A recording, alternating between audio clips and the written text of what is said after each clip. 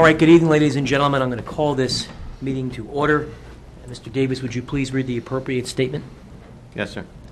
Let the minutes reflect that adequate notice and holding of this workshop meeting of the Howell Township Council was provided for in the following manner: by the posting of copies of said notice upon the bulletin board in the Township Municipal Building on January 1st, 2007, and by the faxing of copies of said notice to the Asbury Park Press, Tri-Town News, and Star Ledger for publication on January 1st, 2007, and by the filing of a copy of said form of notice in the Township Clerk's office on January 1st, 2007. The public will be allowed to attend and will be allowed to participate pursuant to the Open Public Meetings Law. The public is reminded that civility and decorum will be maintained during the meeting. Any contracts awarded at this meeting or between now and the next meeting will be required to comply with the requirements of public laws in 1975, Chapter 127, NJAC 17:27. In accordance with the Fire Prevention Code, be advised that this facility is designed with 3 emergency exits for your safety. The locations are as follows. Upon exiting the meeting room to the rear, they are to immediate left and immediate right, and at the front of the meeting room to the left of the dais. Furthermore, smoking is not permitted in the municipal building. Please take note that this meeting is being videotaped for future broadcast on Howell Township TV 77. Want a roll call, Mayor? I'd like a roll call, please. Mrs. Dalton? She's not presently in the chamber. Mr. Howell? Here. Mrs. Showmaker? Also not presently in the chambers. Mr. Walsh? Here. Mayor DeBella? Here. Okay, just let the record reflect I didn't make notice of this earlier. This is obviously the September 4th Howell Township Council Workshop Meeting Agenda Session. Ms. Schlegel, I believe we have reason to go into executive session. Is that right? Yes, we do, Mayor. Personnel, contract negotiations, and litigation. All right, Mr. Davis, would you please read the necessary statement? Yes, sir. Whereas Title 10, Chapter 4, Section 13 of the New Jersey Revised Statutes require that the public shall not be excluded from any meetings of a public body unless a resolution authorizing such exclusion is adopted at a public meeting, and whereas the Township Council of the Township of Howell has determined that such a closed meeting is required to discuss certain matters which are exempted from consideration with the public in attendance of the New Jersey Revised Statutes 10:4-12, again, mainly personnel, contract negotiations, and litigation. Now therefore be it resolved by the Township Council of the Township of Howell that the public shall be excluded from the next portion of this meeting, and that the Township Council will reconvene in public session thereafter. Be it further resolved that minutes will be kept of the meeting in closed session, and the time and circumstances under which a discussion conducted in closed session can be disclosed to the public cannot be determined at this time. Need a motion and a second. We need a motion and a second, gentlemen. So moved, Mayor. Second, Mayor. A motion and a second. Any comments or remarks? Hearing none, roll call, please. Mr. Howell? Yes. Mr. Walsh? Yes. Mayor DeBella? Yes, for the benefit of the public, we shall reconvene within approximately 1 hour. Thank you. All right, I'm going to reconvene this meeting back to order. On behalf of the council, we extend our apologies for the delay. Unfortunately, there was pressing legal business that the council needed to attend to that unfortunately delayed the beginning of this meeting. We've already had the appropriate opening statement. I'd ask that everyone please rise for a Pledge of Allegiance. I pledge allegiance to the flag of the United States of America and to the republic for which it stands, one nation, under God, indivisible, with liberty and justice for all. I would ask that everyone just please remain standing for a moment in silent observation of the many troops that defend this country all over the world.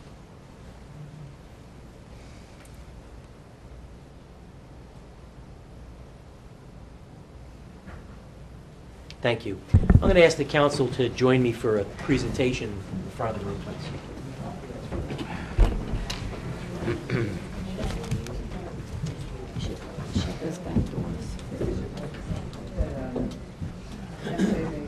Oh, she did?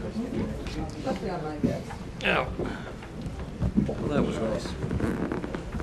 Remind me to thank her.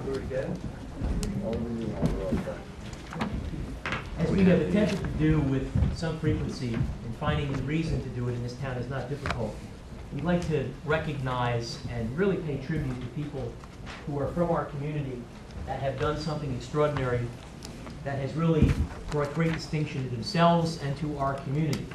And recently I came across an article about a young lady from our community, a very young lady in fact, who has already got off to a great start in her young life and her young academic career, and really received some very significant national recognition because of what she's been doing and because of her studies, and she has a very special and very unique story. So I'm going to read that in a moment, but I'd like to call up Anna Marie Rienzi and her family to come up for a special certificate of appreciation on behalf of the community. Anna Marie, why don't you come on up? I'm going to read a biography about this very special young woman that her family prepared, and it truly is wonderful. Anne Marie was lovingly adopted by Len and Kate Rienzi, who are residents of our community, from South Korea in 1996 at the age of 6 months. She's been a joy to us ever since and has brought happiness to everyone that knows her. She's been modeling and acting since the age of 4. She's appeared in many television commercials, print ads, and quite a few episodes of Sesame Street. I knew you looked familiar. Anna Marie is about to enter the 6th grade at St. Veronica's School here in Howell, where she's attended since the age of 3. She's maintained a straight A average throughout her academic career thus far. She's also on their cheerleading squad and a member of the drama club. Last year, she was asked to take part in the Johns Hopkins exam for the gifted and talented in verbal and mathematics studies, and she was accepted in both of those very unique programs, thank you, with her scores, and she was actually honored at Monmouth University in May of 2007 as a result of that.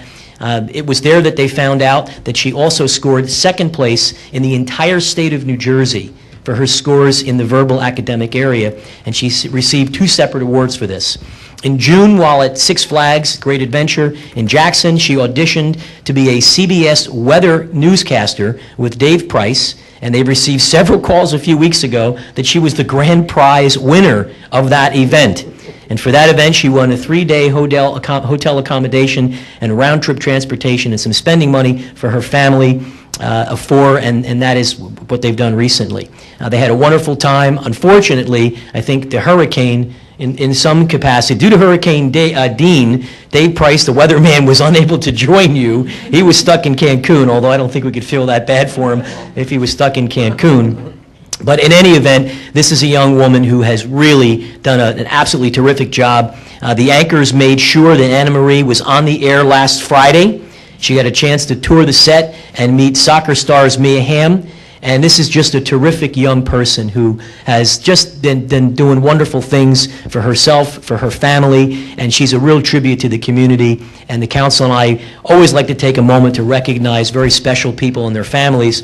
And so this is a certificate of achievement presented to Anna Marie Rienzi by the Township of Howell for your tremendous academic achievement in verbal and math in the Johns Hopkins exam for the gifted and talented. It has the seal of the community. It's presented this 4th day of September. Certainly on behalf of all the council members and myself, we're very proud of you. We're proud of you from our town. Keep up the good work. Thank you. Would you like to say something? What's the weather forecast for the rest of the week? Well, I really have to say really thank you to my mom, because she's a teacher in St. Veronica's where I am attending 6th grade. She really, in kindergarten and in the beginning of my academic life, well, kind of life, because I just started, she really let me strive to the highest potential in about everything. So thank you. Very nice. Well, congratulations. Congratulations. Thank you very much. We're very proud. Thank you. Thank you very much. Thank you. Good luck to you again. Thank you. Take care. Thank you.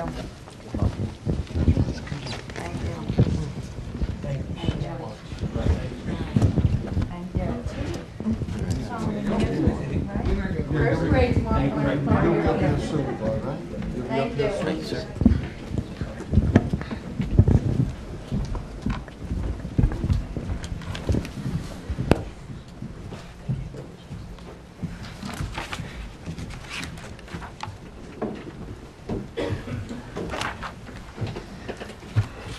All right. I'm going to ask council's indulgence that we obviously skip reports of township officials this evening because of the lateness of the hour. The first article on the agenda is obviously 5A1.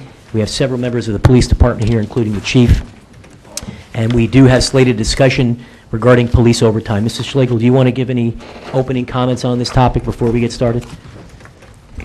No, Mayor, I think we'll just get started. All right, Chief, do you want to come up? Certainly, it's your pleasure. I'm certain members of the council have some questions for you. I know there's other members of the department here who will certainly recognize.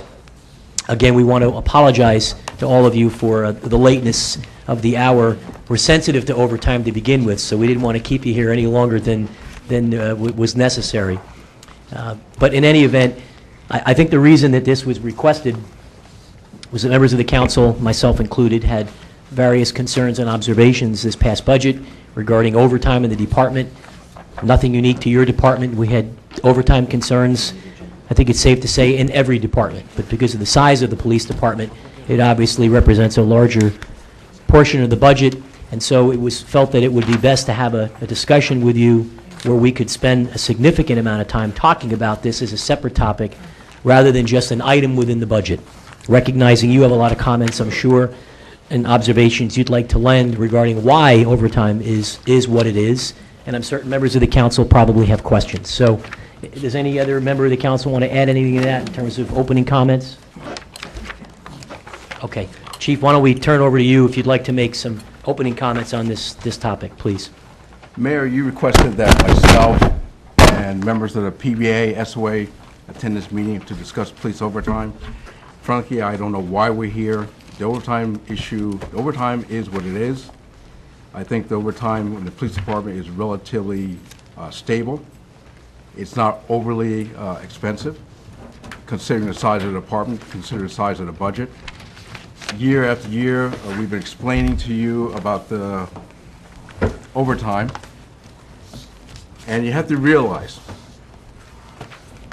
from the start that each year the overtime is going to increase. If you have salary increases of 3.9% for all employees, you have to figure that overtime is going to increase by at least that amount. Actually, it's 3.9 plus 1.5. So whatever question you have, we're here to answer. But frankly, the overtime, myself, the PBA, the SOA have worked together to keep the overtime to a minimum.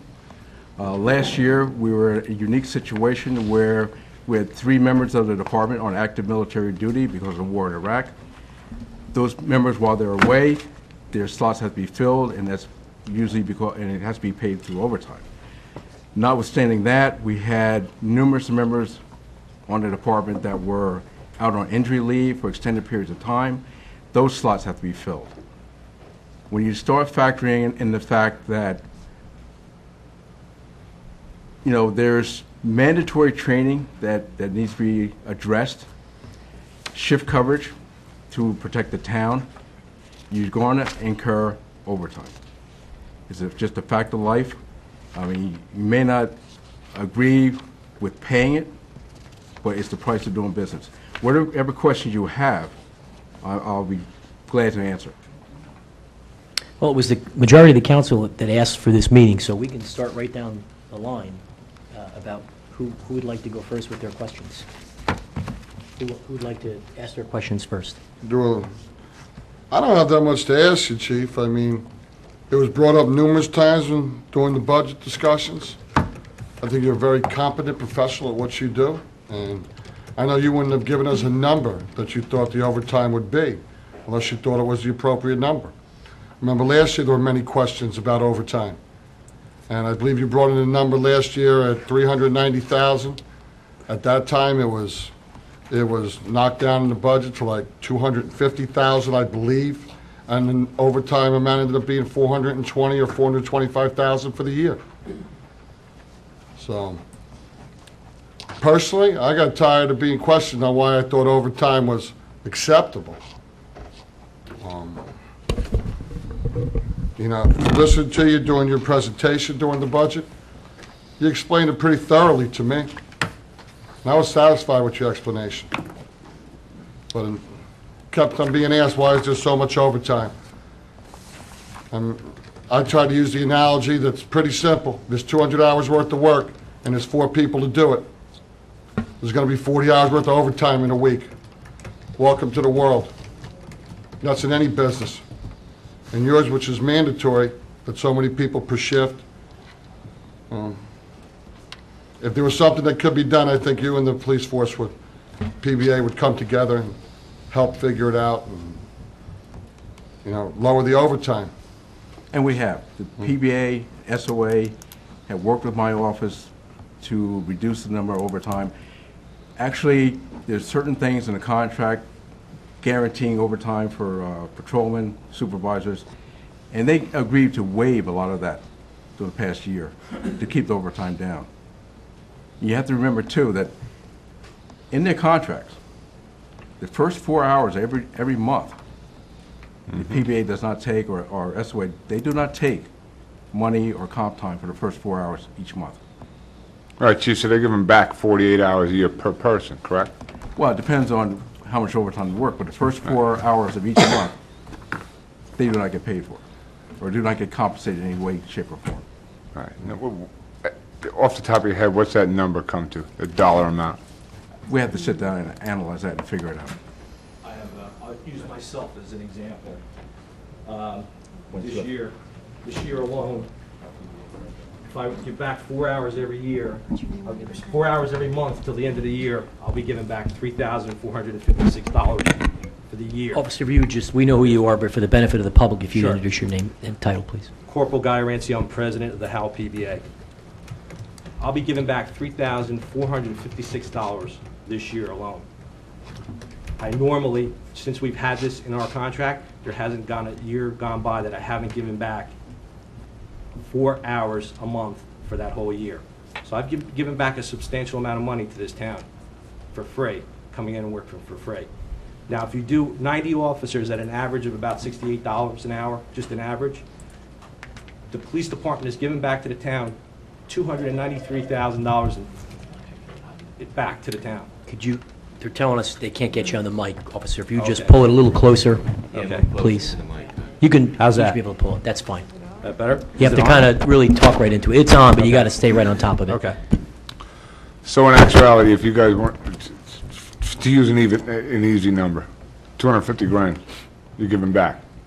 The overtime number then would be, Exactly. I in a used an ballpark, average. of 650 grand instead of 400, Correct, or 750 instead of 500. correct. Let me just ask a question. Why haven't we just taken it out of the contract? Taking one what out of out? The issue with respect to these 4 hours, why hasn't that just been crafted into the collective bargaining agreement? It is in the collective bargaining. No, we're saying that every month we're giving back. No, you're not giving back. I understand that. You guys I'm are giving giving it back back these dollars, correct? Yes, Is that a function of the collective bargaining agreement? yes. Okay. So it's something that, believe me, I'm not ungrateful for what's happened, but No, we we- collectively bargained for this. It isn't as if, Exactly, and we agreed Okay. upon that. We've had it in our contract going on probably almost 10 years now. And it's unheard of in this state that a police department officers give back 4 hours every month. We deal with attorneys all the time, labor attorneys for other police departments. It's unheard of. So we're giving back a lot of money to the town. That's in the collective bargaining agreement, Mayor. correct. What's not in the collective bargaining agreement is the fact that the PBA and SOA, I've spoken to them about that. There's several court rulings out there, and the reason I asked the labor attorney to be here tonight is they agreed not to push the issue on these court rulings with the Fair Labor Standards Act, which in fact, if they were to push that issue, your overtime budget, we'd be talking about 1.5 or higher each year. We've been willing to work with the town, and we will continue to work with the town. We've worked well with the chief on this issue. I was surprised that we got called here tonight, to be honest with you, because, quite frankly, the town is outgrowing the police department. That's what's going on here, and we're doing more work, and we're working with less guys. And we still brought to you the 11th safest city in the United States last year.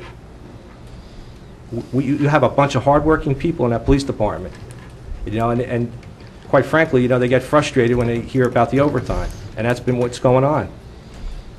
I didn't know why we were called here tonight, but I'm kind of glad that we're here, because it's about time that you heard that, we think that the chief is on the ball with that, and he's correct with the overtime budget, especially since what we're doing and what we're giving back to the town. You have a question, Mrs. Sherman? No, just a statement. I like what you're saying. I think it's important that we as the council and you as the police department work together. One of the statements that you made is that the town has outgrown the police department. However, I think that somebody posed the question, if you hire more in the department, will that lessen the overtime? And correct me if I'm wrong, but I thought the statement was no. And if in fact, if that's the case, what is it we could do to make, because you've made a very valid, the town, you've done a fine job in the town, and nobody's criticizing the department, but obviously you're being overworked because you say that the town has outgrown the department. What is it that we need to do for the future of our community on your behalf? Let me answer that. We set forth, when Mr. Davis was township manager, right? A Chief, I don't five-year know that they're getting you on the... plan to bring the department up to where we should be. If you go back to the 2003 study, we were 38 men below where we should be. That was 2003. And we still haven't hired those 38 people, nor can we, the town. I think we addressed this several months ago when Officer Fury is talking about being understaffed. Chief, my recollection is that, with maybe the exception of 1 year, when you came in and said, I need one person, I need two persons, at least in the time I've been here, we've hired them. That's not correct. Well, what am I missing then? Who did you ask for that we didn't hire? Well, the memo I got here from the manager stated, with the exception of 2005, did I get everyone I asked for? No, that's not correct. 2006, we didn't get anyone. I'm talking about last year. 2007, we just got approval for 2. Okay. Okay? It is now August. By the time we hire someone, first of all, we can't get anyone into the academy until January. 2007 is washed. But Chief, you understand that that's a timing issue. That's not the fault of this council. By the time the budget deliberations are over, we can't hire someone until the municipal budget is adopted. So you asked for 2, and the council approved 2. I actually asked for 4, 2 for last year and 2 for this year. Well, but I guess my point is, it isn't as if, at least in the 5.5 years I've been here, that you've been coming every year saying hire people, and this council, or when Tim Konopka was here, anybody else, isn't as if there hasn't been additions to the department. I've been asking for people, and like I said, when we sat down with Mr. Davis, realizing that we cannot hire everyone at once. It'll break the town. You have to come up with a plan, but you need to stick with the plan. So how many officers over the last 5 years didn't you get? Because it can't be more than maybe 3 or 4. I'll address that with the next year's budget when we submit it. We will be asking for more than 2. We'll be asking for more than 4. Can I make one comment? You make some very valid points, both of you. I think that it would be prudent for this board collectively to work together with the department, not to wait to the budget time, but to work from this day forward now to come to some kind of a 5-year plan, so that in 5 years we are not into the millions of dollars in overtime. That's not, and overtime shouldn't be the issue. The issue should be, are we working that department to death? Are we not protecting our town appropriately? What is it that, what do we need to be responsible for here? I think we need to work together to find a solution, and we need a long-term plan. I think if we wait now till budget time, once again, we're going to be in the same situation. Well, like I said, we did establish a 5-year plan, which is updated every year, and I submit that every year, the 5-year plan, to reflect what we need in the future. But we need I need a commitment from the council to stick to the plan. Well, I know I know that when I first came on, remember how the department was for automobiles, and we put that plan in motion, and I think we've tried to state it. This, to me, is bodies. These are not automobiles, these are bodies. And I think that we as a council need to study that and look at, and I think good debate. I think this is an issue. This is a health and safety issue. This is a very important issue to the community that I think that we really need to address very closely and very clearly. But I want us to be candid and be able to debate this on maybe as in a round table. I want us to all be open-minded to get to a solution that it's good for all of us. Does that sound feasible or fair? It sounds feasible, but we have to be realistic when we sit at the round table. Absolutely. Chief, I recently saw a memo for you that some special training has to be done, it has to be overtime, it's gonna cost an extra $30,000 to $40,000, is that correct? Yes, And that's mandatory from the state, correct? that's correct. But no grants or anything we can apply for from the state? No, it's mandatory training. I'll make one quick comment on that. I have to say, in my years of sitting here, I have to commend the chief that he has always, and I mean always, filed any grant for any monies that the department was ever available to them. So I have to commend you on that. Even on that note, I'd like to add that we have officers now taking their own initiative to find grants. We have 2 new police vehicles that we're getting from grants, police equipment that we're getting from grants. So officers are actively trying to help the town by seeking out these grants and giving them to the chief. Great. Anyone else have any other questions? Chief, the 2 people that were just approved in the budget, the 2 new hires, Yeah. that's in addition to replacing officers that are retiring and, so Yes. even people may hear this, oh, there's 8 new police officers. There's 8 new bodies, there's 2 new police officers. The other 6 are replacing guys that left. That's correct. Now, the 2 new hires can't get into the academy class until January, that's the next academy That's class? the next class.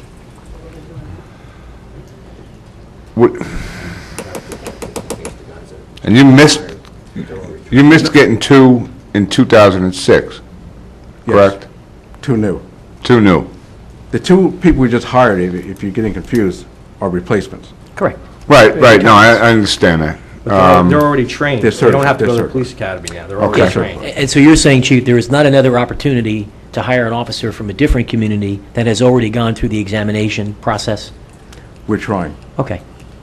That's our first, Sure. our first choice. Right. Is to hire someone who's already certified. So that I possibility think- exists. I think it might be something for the council to look at now. If we go through the same budget process next year, and it's not done until July, we're gonna be in the same boat where if you hire It's been new people next forever. July, they're not gonna get into the class until the following January again. That's correct. So Always been like if there's a way we You're always can, behind. if we can find funds now to add 2 additional full-time hires, they can get in the class, and then the chief could try to adjust it from next year's budget. Well, the governing body just approved two new Right, for this year. but why can't What we're why gonna can't do we is- get 2 more? We're trying to, that's a budgetary, that's. That's what I'm asking right now. Thanks, Chief. Well, look, it was a matter of priority. How many new positions did we add to the budget this year? We added 4. Right, that's So we correct. should have hired 4 officers if that's the priority. That isn't what we did. We hired 2 police officers, we hired 2 laborers, and we didn't? We decided, if I'm not mistaken, the direction of the council was not to hire full-time laborers, but to use part-timers, 4 part-timers. Okay, but we budgeted, Oh, I'm sorry, correct. We're yes, getting yes. 4 people because I recommended we not hire them as full-time to have to pay for their benefits. That's correct. But there's at least funds available for 2 full-time equivalents. That's We don't correct. know where they would be on the scale. But it's a matter of setting priorities. We set aside to hire 2 officers and 2 laborers and a part-time technician for TV. If the case was we needed more manpower in the department, that's where the priority should have been. That isn't what the end result was. So we have to be willing to put our money where our mouth is and do it. And the other issue is, you know, and I want to make sure that you gentlemen understand, if for some reason this gets portrayed as it's that the council is picking on a particular department, or why are we here? I'll make the unpopular statement. It's a big line item in a big budget. I was at Surrey Downs the other night with senior citizens who were telling us they don't know whether they can pay for food, prescription, or their mortgage. And I'm standing up in front of them with these 2 guys sitting in the audience, explaining to 150 people who were panic-stricken. They can't pay their taxes. So it's not about the police department. It's about every department. So this is not a personal issue. It's not that either I or someone up here doesn't like the police. It's the biggest department. It's the biggest expenditure. It's a big number. We're trying for 5% of the total salary and wages. But Chief, that's not the point. It is the point. It isn't. We It have a is the point. fiduciary responsibility to manage the it is the entire, Chief, let me finish. We have a fiduciary responsibility to manage the entire community. And health and safety and welfare is number one in my book.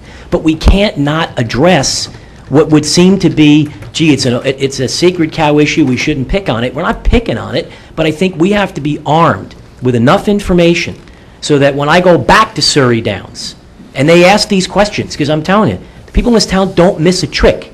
Why is that number what it is? And what's the justification behind this number? We can tell them all we want. We have to provide the safety and the health and the welfare, and these people are saying, well, we pay the bills around here, and we can't afford it. But you have to understand something too, But Mayor. with that I all due can't- respect, I submitted those facts.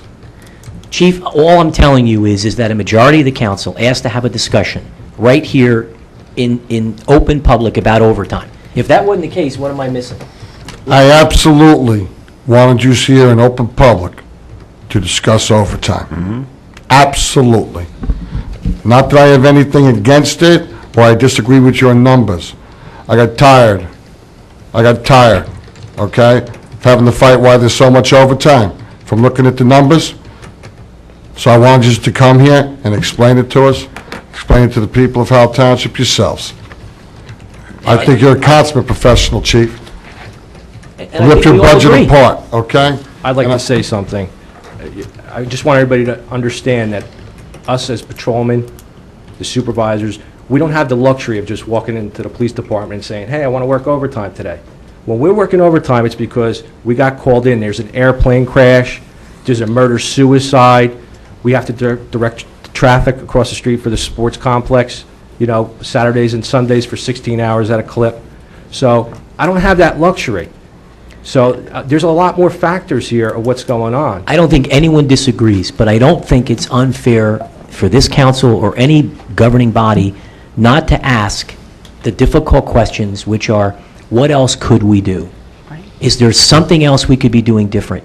Is there more manpower? Do we need to go back to the collective bargaining table and ask for changes? If we don't ask those questions, then we're not doing our job. I can't speak for anybody else but me.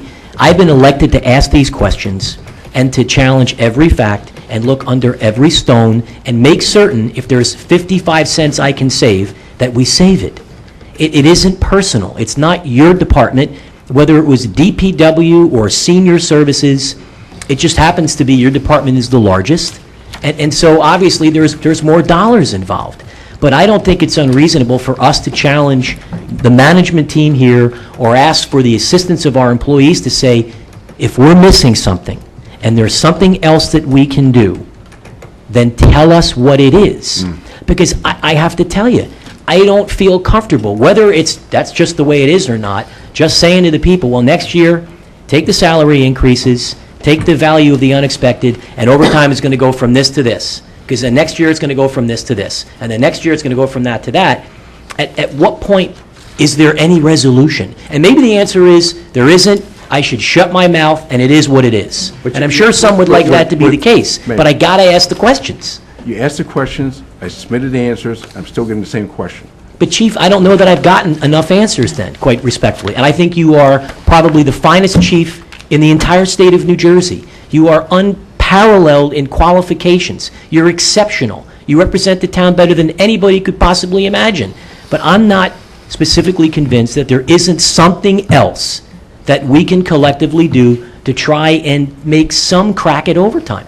I mean, we were told, hire these 2 additional people, but it won't have any impact on overtime. 0.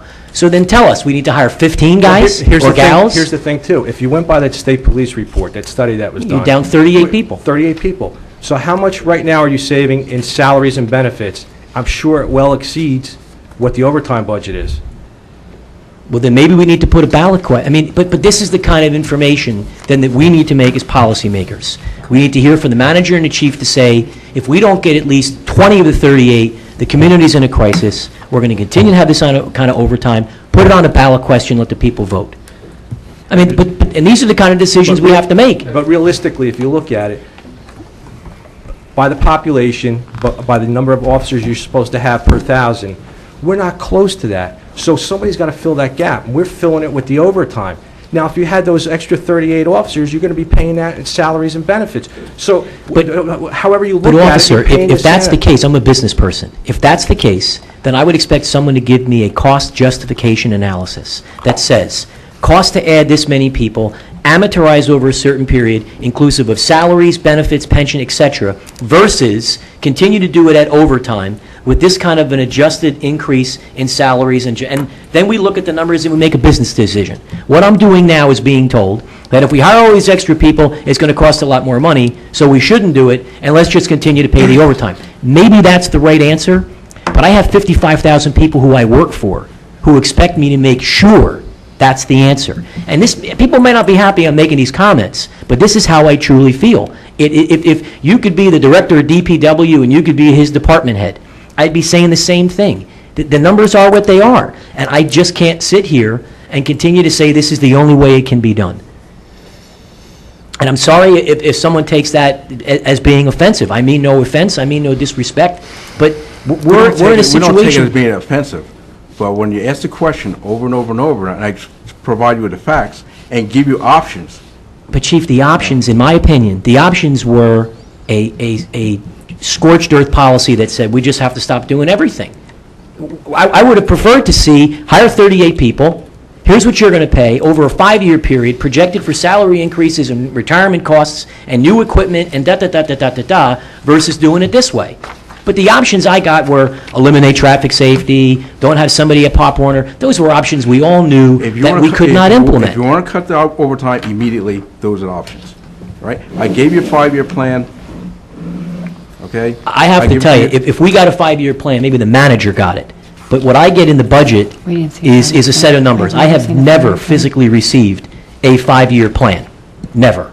I will So look if- through the file, and I'll And the have chief, it I'm set sure, up. provided it, and maybe it just didn't make its way, but I'm here for 5 years. I haven't seen the 5-year plan. Submit it every year.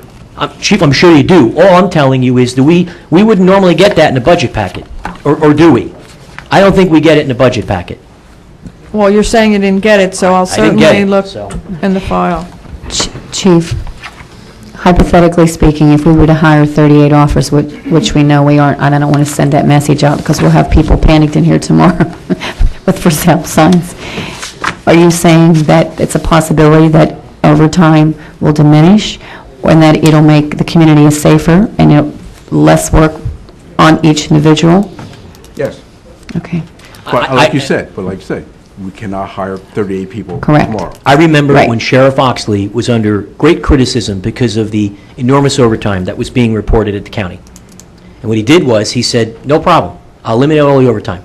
I'm going to have to hire this many people, and this is the cost. And then lo and behold, everybody said, okay, and overtime stopped being a problem at the County of Monmouth and the Sheriff's Department, because he showed him a cost-benefit analysis that said, this is how many people I need to hire, salaries, benefits, retirement expenses, equipment, so on and so forth, and it became overwhelmingly obvious that the way that the sheriff was doing it was more economical for the people of Monmouth County. All I'm saying is, we need more data Substance. to substantiate to the people of the community why the number is what it is. And I'll be the biggest cheerleader to say we can do A or B, and A is going to bankrupt the town, or B is going to keep us moving. But it's not practical to be able to respond to the average resident that says, when is the end in sight? I agree with Ms. Shoemaker. Let's sit down at a round table. I'll once again give you the facts, okay? And then we can make a logical decision. Well, Chief, I would just respectfully disagree. I wouldn't say it's once again, because no one's ever shown me an analysis that says if we hired all the people we need, it would be this. If we hired half the people we would need this. I'm sure you've given it, Can we? but I haven't sit gotten down it. And we'll give you the Of course facts. we can. Absolutely. Personally, I've seen a lot of information from you, Chief, and that's why I was a proponent for keeping it, the overtime budget what it was. I think you know your numbers, I think you know your job, okay? And I reviewed them, discussed them. We discussed them up here in depth. And that's why I wanted you up here, okay? I wanted the people of Howell Township to hear from you, that you gave us accurate numbers, what you said was true, just like you did last year. And you've also given us some other facts, which we have to seriously discuss and try to address. That's why we have our labor attorney here tonight, I mean, if we follow the letter of the law and what's gone on over the last 5, 6 years, our overtime could triple. That's a big number. So these are things we have to look at. I mean, I know, I've got some information back from asking questions, that some of the things with overtime that benefit the township is you don't pay benefits, because you're already paying benefits to the person working overtime. Mr. Filiaccio, I believe pension costs are based off of somebody's base, and not how much they make a year.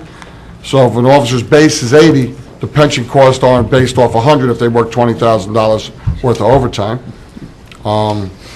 You hire more people, you have benefits right off the bat. We know benefits are $12,000, $13,000 a year, right off the bat. Even if they're making $40,000, you still got to put a cost on that new officer of $65,000 to $70,000. A lot of those costs are already fixed with an existing police officer, or anybody who's working for the township. So, Well, Mr. Walsh, I think that you've had a sidebar conversation with maybe the chief and the labor attorney. However, I also hear what the mayor is saying, and of course, as the mayor, he's posed the question day in and day out. And the years that I've been here, constantly, it's a big concern for people that can't afford the taxes. That's because it's a big number that people are looking at that number. But when we have a substantive answer to give them, such as these types of facts, that's all we need. That's all you need in front of us. It's A or it's B. So those are the things I think that we do. I'm willing to sit down. I want to be because it's just as much for your department or any other department in this town as it is for us and the people, just so that you understand that. you know, as a deputy mayor and as a council person, I just made it my job and responsibility to, when things were being questioned, things were being debated, to take the time, to have permission of the manager, Yes. to sit with the chief, or to sit with the department head, Right. to sit with Mr. Filiaccio. I mean, that's where I've received my answers from. I took the time and investigated. And, you know, I wish there was an easy answer to how to make $485,000 worth of overtime disappear a year. But I know that there's not from all these conversations. Okay? And it's not just add 10 more officers. You had 10 more officers, you just added $130,000 a year in benefits, right off the bat. Never mind what it costs for them. And then there's all these emergencies that pop up, which we know in this township. I mean, this is a big town, 64 square miles. It has to be covered. I know that there's mandates I went through. I've read your contracts. I have them here with me. I brought some backup in case some questions are asked. Because I've been looking further and further, too, speak with Mr. Jacoby, the labor attorney. You know, I don't think there's an easy answer, okay? And I don't know if it can just be solved in any way, shape, or form. I think you summed it up best during the budget hearing. You said a lot of what happens is contractual, not just with the PBA or the SOA, but because of mandates. So many people on so many shifts, so many patrolmen. You know, there's going to be no easy way to address it. But I would appreciate any other information that is available. I've read a lot from you, Chief, and I think you do a very thorough job. Okay, to me, it's pretty much, it's self-explanatory, and not that I like it all. I agree with the mayor there. I don't like it all. Okay? But to me, when I read it, it's explained. Okay, and I don't like everything that's told to me almost any day of my life, so. I guess my only perspective is we need a business plan so that we can appropriately justify to the people of the community what are all of the other options. And we can lay out for them and tell them, this is what all of them are. And while we've gotten great memos and correspondence from the chief, I still think that there is more that we can do, there's more ideas that can be put to the table, and there are opportunities, not that it's certainly my expectation that we were not going to cut overtime completely overnight, but we have to start making headway and make it a priority, other than when the chief comes to the budget hearing, he does a great job. I think the chief would agree. He's never been denied equipment. He's never been turned down on vehicles, on whatever was required. That, at least in the time I've been sitting up here, and I know Tim Konopka did the same thing when he was here. So, but the overtime issue is an issue. And just because people ask questions doesn't mean that they have disrespect for the leader of the department. It's because they have questions and they want to be comfortable that they can explain to their constituents that every possible angle has been looked at. And if we come back with a report from this roundtable 6 weeks later or 2 months later that says there is nothing that can be done, there are 0 options, we are totally screwed, well, then that's what the report's going to say. But at least we'll have gone through the process, and we'll know that every single opportunity and every option was looked at. Some of them are going to want to become bargaining issues. I'm sure we all know that. If there's other things that can be done, in my view, if we just accept it and don't challenge it, then for me personally, I won't be doing my job. Was overtime addressed in the last contracts? I need help Absolutely. here. It sure was. We came to impasse. We went to, go ahead, Sergeant. David Flaherty, I'm the PBA. Sergeant, we just need you to borrow the microphone. David Flaherty, I'm the SOA president, and I'm just listening of this. Hold on. Hello? Sergeant, we'll get you. How's that?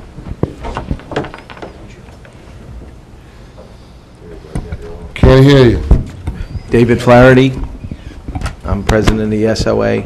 I'm here with Chief Carter and Guy Arancio, the PBA president. As I listen to this, I mean, some of the things that you've asked for, which dealt with the chief giving a cost-benefits analysis, so to speak, he's explained to it about 3 times that he has been sending them. I've seen them. They are those 5-year plans, and they don't. And his budget, as far as I know, breaks down Patrolman 1, Patrolman 2. We have a whole list of everybody, how much they make, all their benefits, and across the board. And then his 5-year plan will say, based on good practices within police data and police professionals, that you take certain information into a formula, and it determines what you need per shift, per shift, and how many people you need to run that.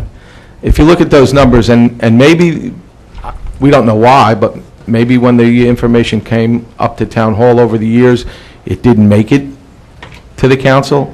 We don't know that. But then the issue comes up about the overtime, and just because the number's high, like you said, may not be a problem. Are we reasonably managing it to the best of our ability? Well, if we're working 36, that number actually from the state police was on the 2003 report with a 2000-year census data that actually said that we need 36, I believe, officers to meet the Monmouth County standard and 46 officers to meet what they have in the state, per officers per population. So you're actually, as of 2003, you were down between 36 and 46. Even if you were to do the, I heard something about a referendum, should we go over the overtime? Well, I don't know that you can do that, because what happens when you get to the number, whatever it would be, and an incident occurs that That wasn't a causes suggestion. overtime? It was, do we tell the community we need to hire X number of additional officers? I think if the community were, and listen, I live in the community, I've been here 25 years, you know, I was on the council, I understand all the finance, the union side, the business side, and I don't have that many people running up to me. In fact, I've had no one run up to me and say, listen, what the heck are you guys doing? Your overtime's too high. You know why? Because they usually come to the elected officials. At least that's my experience. I'd be happy to share the emails with you. I get about 100 a week. I'm not doubting you, but again, if it's reasonably done, and what the chief's told you is, I've given you the number. Now, I think, as a council, somewhere, we also did an efficiency study for all the departments in the town at one time. Must be Yes. before I got, well, we did one 2 years ago. 2 years ago. But not on the police department. Correct, but did we implement everything the efficiency study said? Some of them we did, and some of them we did. Correct, and that's where we're at. We have to manage a department, and if the chief said to you, I need 46 people tomorrow, he knows you're not going to give it to him, I know you're not going to give him, you know you're not going to give it to him. So he has to keep all the balls in the air, and so do we, about balancing what we need to do. The other point of overtime, that in case you don't understand it, maybe there's some perceptions, you have overtime in comp time and overtime in cash money. You understand that, right? I do. At time and a half. Your cash money value is probably the better value, because you're being paid for the work as it's being done. Okay? If you have 2 people on overtime, one's getting paid comp time and one's paying cash for the same thing, When the guy that's being paid the cash is done, he's done. The guy with the comp time, you have to pay him back that time and a half at another time, where work could have been being done at that time. So cash is not a bad way to do it. So we understand, we'll work with you. I mean, I have letters that I've sent year after year.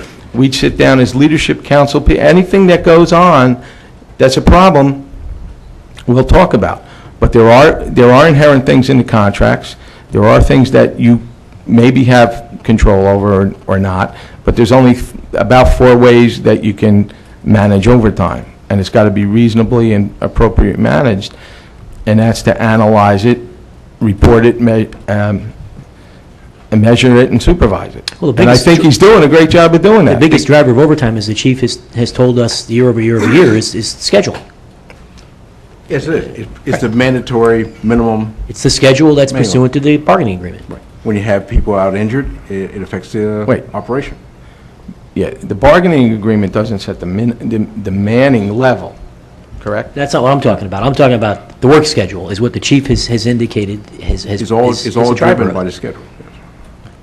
Yeah, I don't know that he means the collective bargaining schedule, because the unions wouldn't agree to that, but with that, but your overtime problem from the data that I know he sent you talks about 1982 that there was a problem. It's a completely different schedule then. I think he's trying to tell you that the scheduling of the manning to do the work that needs to be done is where the problem is. I think If it's you been a have so combination many- of both, from what the chief has told us previously, but Okay, well, we're not here to argue, but we'll work with it. I mean, we can work with it. I still think that we should all sit down together and have a long discussion and have a plan and work on that. I would like to see your 5-year plan. yeah, I'd like to see the 5-year. You've been here 2 years. Have you ever gotten a copy in the budget packet of this 5-year plan? Did I? I wouldn't know if it was titled that, no. Yeah. But I also never received, It's titled the 5-year plan. yeah, I don't know if I've got anything titled that, but I also, I mean, Ms. Slagle, am I getting all the emails? Because I never got emails from a bunch of residents complaining about the overtime either. Oh, no. I get emails from residents complaining about taxes and what drives taxes. So I often respond and tell them it's manpower and resources, and people write back and say, well, then do something about it. I'm not suggesting these are easy answers. I'm just telling you what people in this community say. We stood at Surrey Downs. Several people in this room were at that meeting. I mean, am I making this up that people are a little uptight about taxes right now? Okay. Everybody. Everybody is. Come on. So we have to be conscious of all these drivers. You police officers, you pay taxes, don't you? You That's concerned correct. about taxes? I do. I've lived in town since I was in 5th grade. Okay. We're all concerned about And taxes. don't ask how old I am. You just said you were here. All right, Mrs. Showmaker, it sounds like you're I've volunteering. worked here over 25, I've worked here over 25 years, which was about half my life. Mrs. Showmaker, it sounds like you're volunteering to be on whatever this work group is. Well, I Sounded that way. think it has to be, I think we have to work as a council with the body, with the department. But if we Well, then you have if we open- operate in more than 2 of us, then we'll have to schedule them as Then I'll meetings, which is volunteer. not productive. Then I'll Who else volunteer. would like to participate? I mean, I'm already involved in the contracts, right? We designated me to be involved. As long as it doesn't interfere with that, I'm okay. I think we have 2 volunteers. So you'll work with the department, I have no issue. manager, I'll schedule it. you guys will report back to us on what options there are. And let's not forget the fact that we're getting, on the department, we're getting to the age of, a lot of the officers are at the highest level of the pay scale, which would, just by virtue of being at that level, continue the higher rate for the overtime, because if you knock that down by a couple dollars an hour, it's going to have the same impact on your overtime budget overall. You follow what I'm saying? We do. I think there's a lot of things that are going to have to be looked at. That's one reason why we asked a labor attorney to be here. There's going to be a lot of things to discuss, you know? We got to find ways. Well, we got to find some ways to try to save some money, because it is getting out of hand for people to afford it here. And it's not just in Howell. I mean, it's no different in Marlboro. My parents live in Manalapan. My brother lives in Freehold. My brother lives in Belmar. It's New Jersey. okay? It's New Jersey. If there's a cheap place to live in New Jersey, I'll give up my council seat and move there. Anybody got one? I'll start looking. The mayor's looking. I'll still fund the campaign next year. The mayor's taking 30 days off of work and house hunting for you. I hope you spend a hell of a lot of money, too. Whoever's dumb enough to run. You also have to understand from our standpoint, when we read the papers too, and when we see things, headlines about police overtime, and maybe the quotes aren't exactly as they're said, but you know how papers sometimes put them in there. Nah. People, we read that and we say, wait, we're more or less killing ourselves here, and we're just getting criticized for it. I mean, there's a lot of guys that don't want to stay for overtime, that are forced to stay. I mean, they have families and things to do, too. Of course they do. But Sergeant, I think it's safe to say that you can appreciate, having been in office, that we are just as frustrated and disappointed with the headlines and certain things in certain papers that get reported the way that they do, because it's about selling papers and creating controversy and drama. And I had this conversation with the chief shortly after one of those articles showed up, and I was at the meeting where one of the council members made their remarks, and I can tell you, it wasn't intended that way at all, but I think it goes back to what I started in the beginning. It's not personal. We all live in the public domain, and the members of the police department do too. As much of a pain in the neck as that is, you guys, it's a public business, and everything we do is subject to the public's scrutiny. And so when we ask the questions, unfortunately, when we sit here with the director of the Department of Senior Citizens, and we go back and forth and battle it out over their budget, over their overtime, over their resources, doesn't make the newspaper. But when it comes to a significant department like yours, for some reason, it seems to make the newspaper. And we go through the same drill with other departments, and it's just not as captivating from a news story for some reason. We don't want you guys to be, and the department to have to be in headlines regarding budgets and overtime any more than you do. Right, but the criticism seemed that it was too high. Now, maybe the number is a high number, let's face it. That number is a lot of money. But it reflects that the number was exaggerated, the number's too high, so it makes it look like we're doing something that's just taking money from the town, which is not Well, let's hope accurate that and the correct. outcome of whatever this work group is will come back with something concrete that we can share with the public that says, here's why it is what it is, here's what else can be done. And then this council or some future council is going to have to make the decisions to implement it.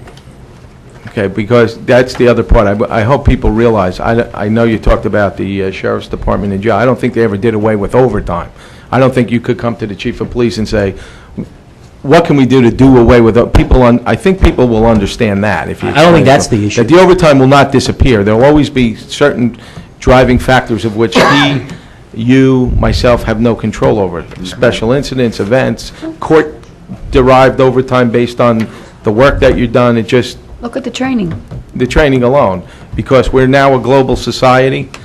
Years ago, we didn't have to worry about what happened at the global level, at the national level. Now we have to have hazmat training, gas mask training, fit testing, incident command training. Fire extinguisher training, I saw a big budget number for that, too. Well- It blows my mind. Fire extinguisher training, all the other harassment trainings, plus now the school problems that have cropped up over the years throughout the country. You have to be able to be trained and deal with them. And those numbers are there. All right, Chief, is there anything else you have? Just in closing, Go real ahead. quick. I'd just like to thank the PBA and SOA for the cooperation for keeping the overtime budget as low as it is. I'd like to thank them too then, Chief. Without them, without their cooperation, it would have been a lot higher than what it is right now. I'm certainly personally appreciative of your taking the time to come out here, talking about this in open public. It's not an easy topic to talk about because it involves people's income who work very, very hard. It's just, Let us get on the record, we're not on overtime. Yeah. Not only that, it shows the people that are watching that you care. That it's My town. an open, that's right, this is your home. And we do appreciate that, your time. Thank you. thank you. Mayor, if I could, you guys have something going on tomorrow night? Yes, Best of Cop Night, Vested Safety Fund, which also supplements a lot of the equipment that we buy. So we have that at Johnny Carino. What time? It starts at 6 o'clock. Till when? Till I'm giving you a plug here. Come on. So tomorrow night at Johnny Carino's, 6 o'clock, it's a fundraising event to go toward the best fund for the Best in PBA. Safety Fund. Best in Safety Best Fund. to Cop, and we use a lot of that money to supplement. Takes the burden off the town. We buy a lot of equipment for it, Right. to use, every day. Is somebody playing Danny Boy on the bagpipes again? You can't do that in an Italian restaurant. Thank goodness. Thank you, gentlemen. All right, next we have public comment on consent agenda items. Do we have the list? Yeah, the list is in front of you. What do you need to Yeah, add? Is in front of you, the list? Sign up. The sign-up list. Oh, I'm sorry. oh, that's- that's the hearing of That's citizens. at the end. I understand, but I didn't know if, so no one has signed up for, we've been doing it that way. Yes, I have the list. You know, Where are we at? I know you've been away for a while, Bruce, but we still use the list. We're talking about two different things. Yeah, I thought you were just. You talking said a about the consent public agenda. comment. We have a public hearing on consent agenda items. Right. Is that right? Am I reading that right? Nothing's marked, consent agenda. That's Okay. only, Great, all right. Any member of the public who has any comment on any consent agenda items? We need Mr. Crowe before he leaves? No. You want overtime? Mrs. Great Dixell, time. come on up, good evening. Consent agenda. This is specifically on consent agenda items. Those are the items on the agenda that are marked with an asterisk. there is no item. Yes, there were. Yeah, we have add-on items that we will be taking action on this 11, evening. 12, 13, And in fact, 14, Mrs. Dixell, if you would indulge me for one 19, moment, my 1, 2, 3, 4, apologies. 5. This is a workshop meeting, just as a reminder. So the council is not taking action on a majority of the items on this agenda. However, there are items that we are acting on. So tonight is when we're going to workshop a lot of these items. At our regular meeting, we will then take action on these items. So tonight is the evening where we'll have questions on the budget. However, for whatever reason, timing is usually one of the reasons, there are various items we need to act on this evening. These are items 8A1, bond ordinance for various capital improvements and and equipment. 8A2, it's capital ordinance, purchase of a mixer for the Ramtown lift station. We also have ordinance introductions, which include 9A1, 2, 3, 4, and 5. There are resolutions including 9B 10, 11, 12, 13, and 14, and there are motions which include 9C 1, 2, 3, 4, 5, 6, and 7. Those are slated to be acted upon this evening.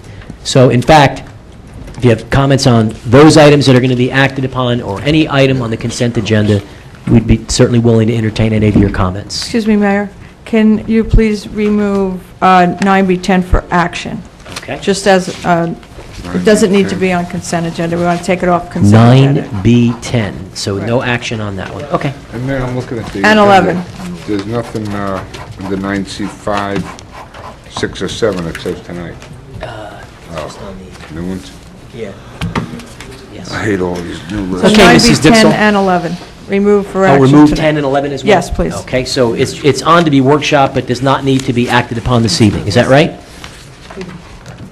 That's correct? Okay. What do you have for us, Mrs. Dixell? Good evening, welcome. Good evening. Pertaining Barbara to- Barbara Dixell, The Villages. Sure.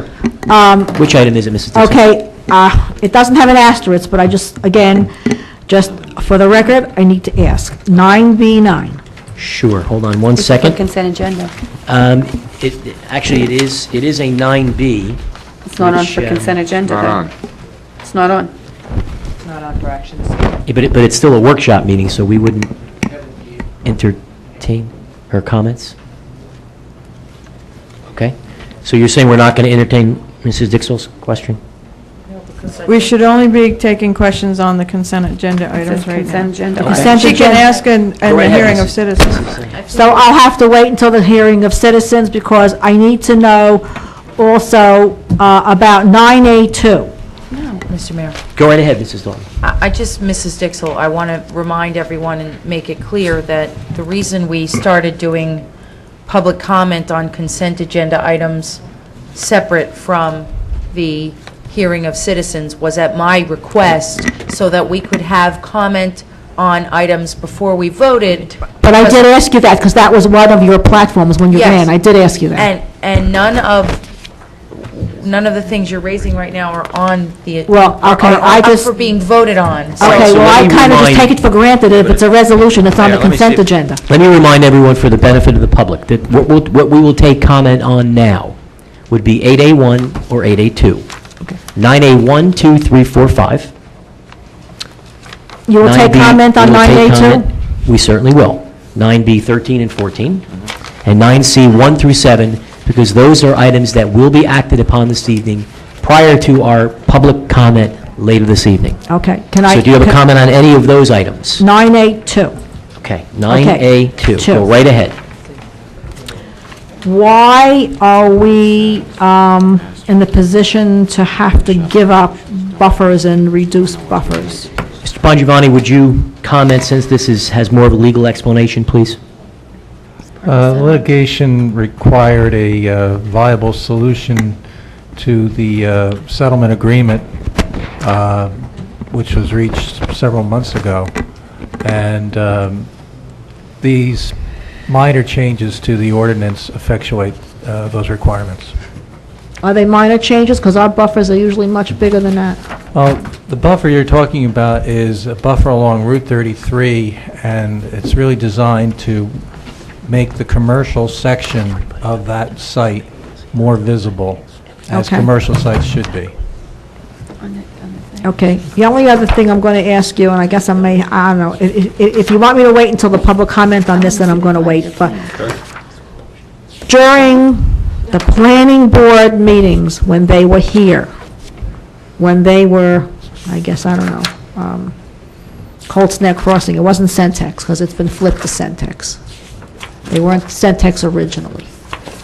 I did specifically request Mr. Sherman directly in my testimony that somebody, and I'm saying this out of desperate need for this community, somebody provide us with an ambulance. At one time, he was going to. I don't know if he's still going to. With a We what? with an ambulance. Ambulance. And he was, yeah, I did that at my testimony. He was agreeable then, I don't know if he still is, but understand something, and if we can get them to agree, and I'm only asking you because before you're going to introduce this thing, we are now responsible for Hidden View, we're now responsible for a whole bunch of people in Howell Township. I don't know that we have enough emergency services to spread around this town, and I don't want to see anybody, God forbid, die, because we don't have enough emergency services on every end of this town to provide emergency services, and that was the reason why I asked for that. I'm still asking for it, and the fire chief of Ramtown was here asking for the same thing also, because there was not enough emergency services to go around this town to service people on opposite ends of this town. God forbid, there's a serious emergency, an accident, a disaster, a catastrophe, or anybody else. I'm still asking that somebody get in touch with these people, or if we can, or maybe I'll reach out to him again, or I don't know what, because we need help. That's Well- all I'm going to say. Barbara, you've been to probably 5 times as many planning board meetings as I've been to, or the mayor. Maybe Mr. Showmaker's been to more. You know it's against the law for us to ask.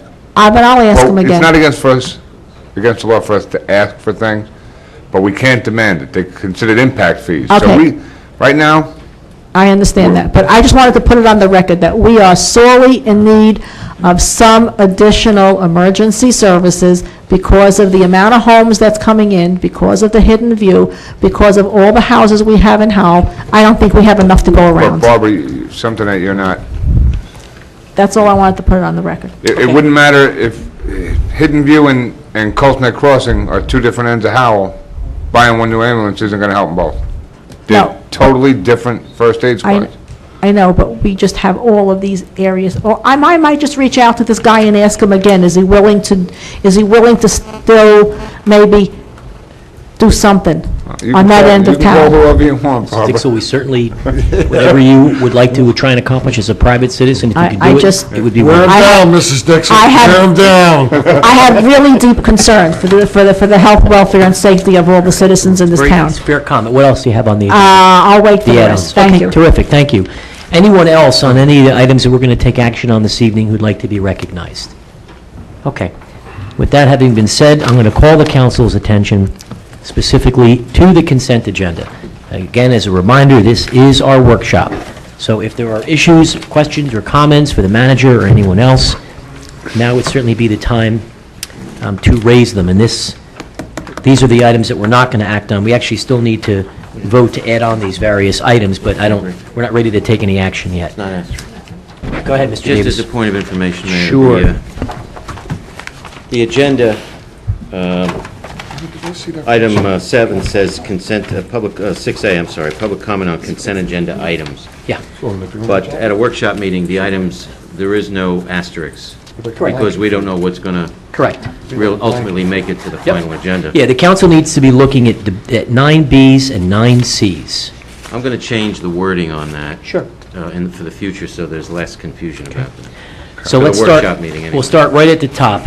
Actually, we do have a public hearing and adoption we're acting on some of these this evening. So if we take aside the ones that we know we're acting on, are there any comments on any other article on the agenda from a workshop perspective?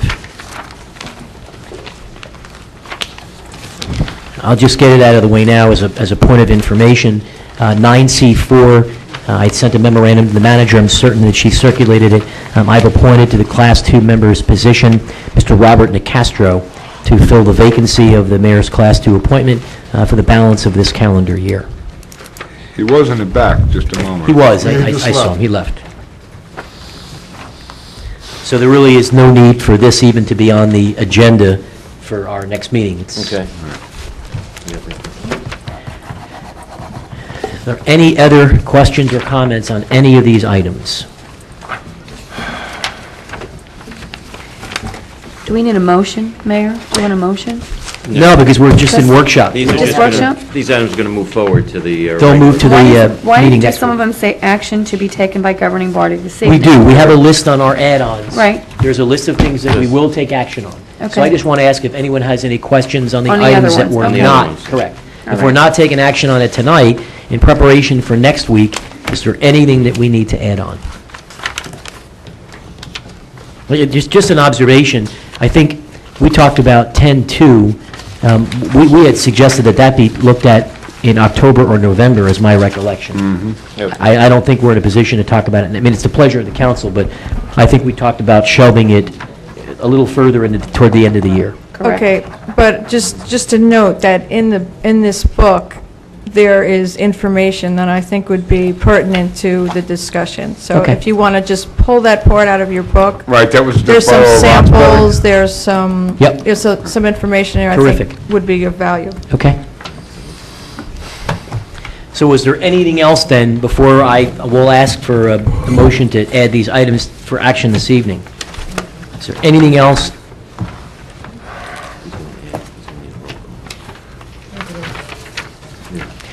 So the 9Cs we're going to be dealing with tonight, correct? The 9Cs, we are scheduled, unless someone wants to table them, we are slated to act on the 9Cs.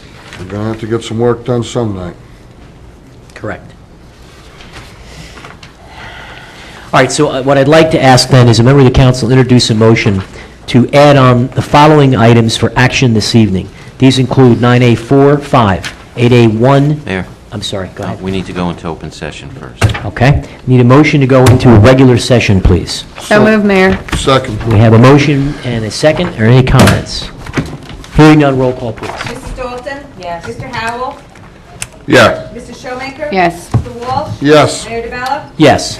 All right, we need a motion, please, to add on Articles 9A4 and 5, 8A1 and 2, 9A1, 2, 3, 4, and 5. So moved, Mayor. 9B, oh, there's still a couple more. 9B, 13 and 14, and 9C, 1, 2, 3, 4, 5, 6, and 7. Well, you correct? took off Yes. 4. 1, 2, 3, we- 5, 6, 7. We took off from the sheet in front of us. Right. We were asked to delete 9B 10, 9B 11, and 9B 12. And So all of 9C4. the- And 9C4, correct. So we just need a motion. hold on, 9C4, man? 9C4 has been struck. So moved, Mayor. Second. We have a motion and a second. Are there any comments or remarks? This is just the add-on. Hearing none, roll call, please. Mrs. Dalton? Yes. Mr. Howell? I just have a question, Mayor. How come don't we have to accept the resignation from the guy? Of We the did. planning board member? I don't We- remember accepting his resignation from the your planning appointment. board. I know he, It was- Yeah. it was Mark Lieber's I resignation. believe We did you accept. We accepted accepted. the All all right, so then we should be resignation. able to strike 9C3 as well, because he was the affordable housing.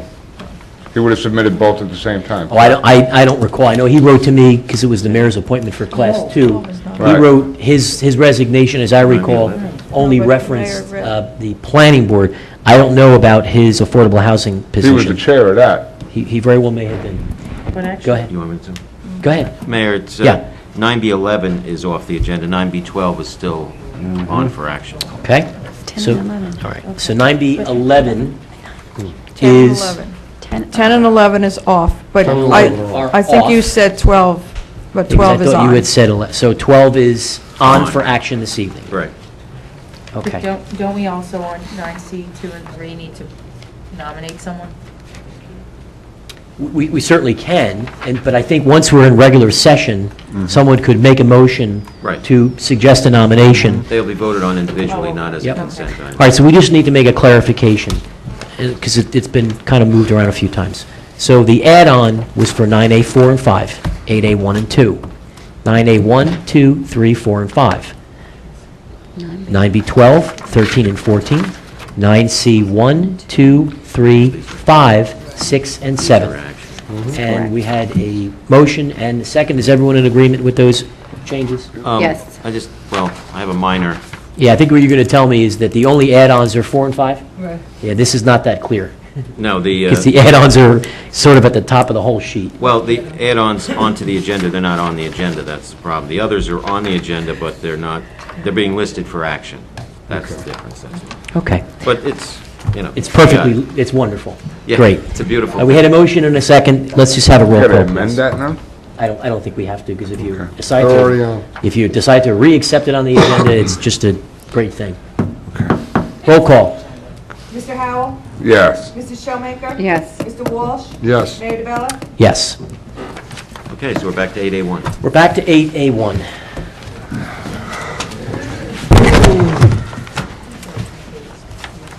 Yeah. 8A1, ordinance number 00737, introduced and passed on first reading on 8/21 and published according to laws that have been taken upon further consideration in the public hearing. Affidavit of the publication of this ordinance in the Asbury Park Press issue of 8/2407 is submitted, and it is noted that a copy of the ordinance has been posted in the bulletin board of the municipal building, and the copies are available to the general public upon request. Mrs. Wellman, would you please, or the clerk, please read the title of the ordinance? Bond ordinance providing for various capital improvements and the acquisition of various capital equipment appropriating $5,545,520 therefore, or authorizing the issuance of $5,259,550 bonds and notes to finance a portion of the cost thereof, authorized in and by the Township of Howell in the County of Monmouth, New Jersey. Okay, at this time, we're going to open up the meeting to members of the general public who'd like to make comments for or against the final adoption of this ordinance. Anyone who'd like to be recognized, please come forward. Is there anyone who'd like to be recognized? Mrs. Dixell, welcome again. Come on up.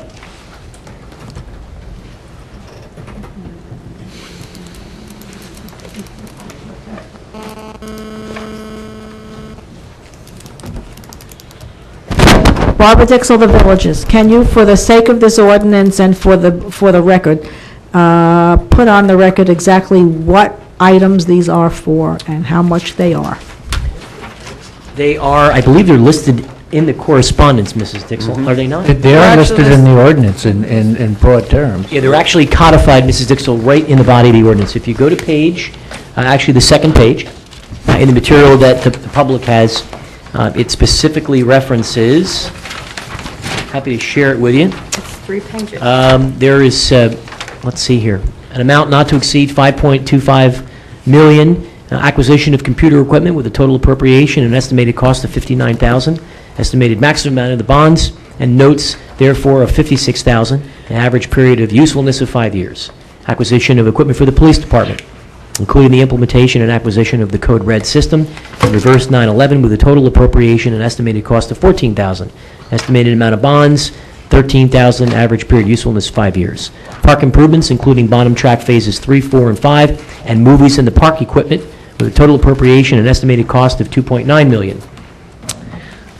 Acquisition of equipment for public works with a total appropriation and estimated cost of $107,000, estimated amount of bonds and notes therefore of $101,000. Improvements to township buildings with a total appropriated and estimate of $157,000, 5 years. Road improvements including street overlay, curbs, sidewalks, tree removal, intersection improvements, stormwater management items, Echo Lake improvements, Lake Louise improvements, Manasquan River cleanup with a total appropriation and estimated cost of $2.3 million. It's a 10-year note. And the estimated maximum of these bonds, again, is the $5.25 million. All right, thank you very much. And I said that specifically because when it says various things, I think it needs to be spelled out. I understand that this is here, but the public is home. Most of the public is Mr. home. Mayor. If they're listening to this, I think it needs to be spelled out Sure. for the record exactly what we're spending this money on, and I appreciate it. I Thank think the you. only thing, Mrs. Dixell, is that all of this is obviously, not everyone has a computer, but it is available online on the internet, and it is also posted, obviously, here in Okay, the but municipal. building as again, well. I'm sorry, it's my opinion that when we do this and says various capital improvements and various this, we just spell it out, and you did fine. You spelled it out in no uncertain terms, and I think it needs to be said, and thank you very much. Appreciate your In comments. addition to those people who do not have internet, the ordinance in full has been advertised. Right. So it's been published in the It newspaper. has been published in the Thank you for the newspaper. reminder. Excuse me, what page, on what obscure legal page is this thing that you have to look for Well, it was and scour advertised. the newspaper? Well, hold on, I'll tell you, it was Scour, advertised. It's where all the other advertisements are. it was in For the the legal, for the legal, and you have, Legal It advertising. was in the Asbury Park Press issue of August the 24th. Okay. There's a whole section in the Asbury Park Press that actually lists. Mayor, I all don't of these disagree with things. you, but a lot of people Sure. just don't. And I sincerely appreciate you just listing this. I course. think it's important for the record to know exactly what we're spending the money on. Thank you. Sure, Mrs. Dalton? I think Mrs. Dixell raises a good point, and that is that some people just happen to come across the TV and And say, For what those the heck are people we who are- spending who $5 are- million on? for those people who are watching, it may make sense for us to give a little bit more information that isn't And available in and that was print. fine, I appreciate that. Just run through it real quick, and that was fine. At least you give people some kind of an understanding and say, what are they going to throw money away for? This gives you an understanding, and takes a lot of people getting upset out of the picture. Thank you. Thank you for your comments, Mrs. Dixell. Is there anyone else who'd like to make a comment on this particular item? Okay, seeing no one else, I'm going to close the public portion. I'd ask the member of the council to please introduce the motion. Motion that ordinance number 0-07-37 be finally passed and adopted, and notice of its passage and adoption be published in the 9707 issue of the Asbury Park Press by reference to its title only. We have a motion, we need a second, please. We have a motion and a second. Are there any additional comments or remarks? Okay, hearing none. Roll call, please. Mrs. Dalton? Yes. Mr. Howell? Yes. Showmaker? Although I don't agree with all of the things on there, yes. Mr. Walsh? Yes. Mayor DeBella? Yes. 882, this particular ordinance is 00738, introduced and passed on first reading on 8/21/7 and published according to law, is now being taken up for further consideration in the public hearing. Affidavit of the publication of this ordinance in the Asbury Park Press issue of August the 24th is submitted, and it is noted that a copy of the ordinance was posted in the bulletin board in the municipal building. Copies were also available to the general public upon request. Mr. Davis, would you please read the title of the ordinance? Yes, sir. Capital ordinance providing for the purchase of a mixer for Ramtown Lift Station and appropriating $7,000 therefore, authorized in and by the Township of Howell in the County of Monmouth, New Jersey. All right, at this time, I'll open up the meeting to members of the public who'd like to make a comment for or against final adoption of this ordinance. Anyone who'd like to be recognized, please come forward. Is there anyone who'd like to be recognized on this issue? All right, let the record reflect no one is asked to be acknowledged. I'm going to close the public portion and ask a member of the council to please introduce a motion. Motion in ordinance number 0-07-38 be finally passed and adopted, and notice of its passage and adoption be published in the 9707 issue of the Asbury Park Press by reference to its title only. Okay, we have a motion. We need a second, please. Second. We have a motion and a second. Are there any final comments or remarks? Hearing none, roll call, please. Mrs. Dalton? Yes. Mr. Howell? Yes. Mrs. Showmaker? Yes. Mr. Walsh? Yes. Mayor DeBella? Yes. Okay, 9A1, this is also slated for action this evening. 9A1 is a land use amendment It is 0079 to the ARE1 zone. This is simply slated for introduction and a public hearing on October the 16th. The agenda here says introduction on September 18th, yet you've asked us to take action on it tonight. So I don't think that there's no paperwork, there's no statement printed in my copy of the book. Is it in the add-on? All the ordinance Okay. introductions are in front of you behind me. Great. Okay. So I'd ask a member of the council to please proceed with the introduction. Motion to introduce ordinance number 0-07-36 on first reading by title and to order the same to be published in full in the 9707 issue of the Asbury Park Press, together with notice of its introduction and passage on first reading by title, and that it be further considered for final passage after public hearing at a meeting of the Township Council to be held October 16th, 2007, 7:30, prevailing time in the municipal building. Okay, we have a motion. I need a second, please. We have a motion and a second. Ms. Woolman, would you read the ordinance by title? Mr. Davis. I'll take over. I'm just not used to it, Bruce. An ordinance of the Township of Howell, Monmouth County, New Jersey, amending Chapter 188, Land Use, Section 188-69, to include the continuation of the permitted uses, accessory uses, and conditional uses of the ARE1 zone of the Code of Howell Township as recommended by the Master Plan Reexamination Report. Okay, roll call, please. Mrs. Dalton? Yes. Mr. Howell? Yes. Mrs. Showmaker? Yes. Mr. Walsh? Yes. Mayor DeBella? Yes. Can I ask a question about Go that? right ahead, sir. I just want to be clear about something before the next meeting. Who wrote this ordinance and who reviewed this ordinance? Well, I wrote it based on the recommendations of Mr. Jack Mallon, the engineer for the zoning board, who discovered this anomaly through the application processes going on before the zoning board. Okay, so if this I is ask just a pregnant... correction. Just to correct This is something just a that... correction. That Just to wasn't correct read. an anomaly created by the ordinance that we adopted back in March, which inadvertently left out any reference to the ARE1 zones. Kept the bulk requirements of the zone and the table showing what ARE1 consists of, and presumably we're having maps that are still being drawn up as part of the process of implementing the master plan. They all show the ARE1 zone, but this ordinance deleted the reference to the zone. So it could cause problems with people who want to put up, for example, an accessory use in the ARE1 zone right now. So this is we're making a correction to an ordinance we passed in March. That's That's all we're correct. doing, yeah. Okay. If there are other ordinances we passed earlier this year or last year, we wanted to, I wouldn't say correct them, adjust them. Would the process be to go to the planning board, or the process for us to discuss it up here in a workshop? Well, what we're going to do is we're going to take this ordinance and introduce it and send it to the planning board for their consistency analysis and act on it right after they do that. And The the answer answer to you- your question, oh, go ahead. No, I was going to say, the answer, Mr. Walsh, is that we would act upon it here, we would workshop it here, but by municipal land use requirements, it would have to go to the planning board, at least for their review and consideration. They would send back comments, remarks. Yeah. We would then implement whatever we felt from a policy perspective was appropriate, mindful of any inconsistencies that the planning board could point out. But the process would be initiated, in that case, it'd be initiated here. The difference is the master plan, which is initiated there and comes here. Okay.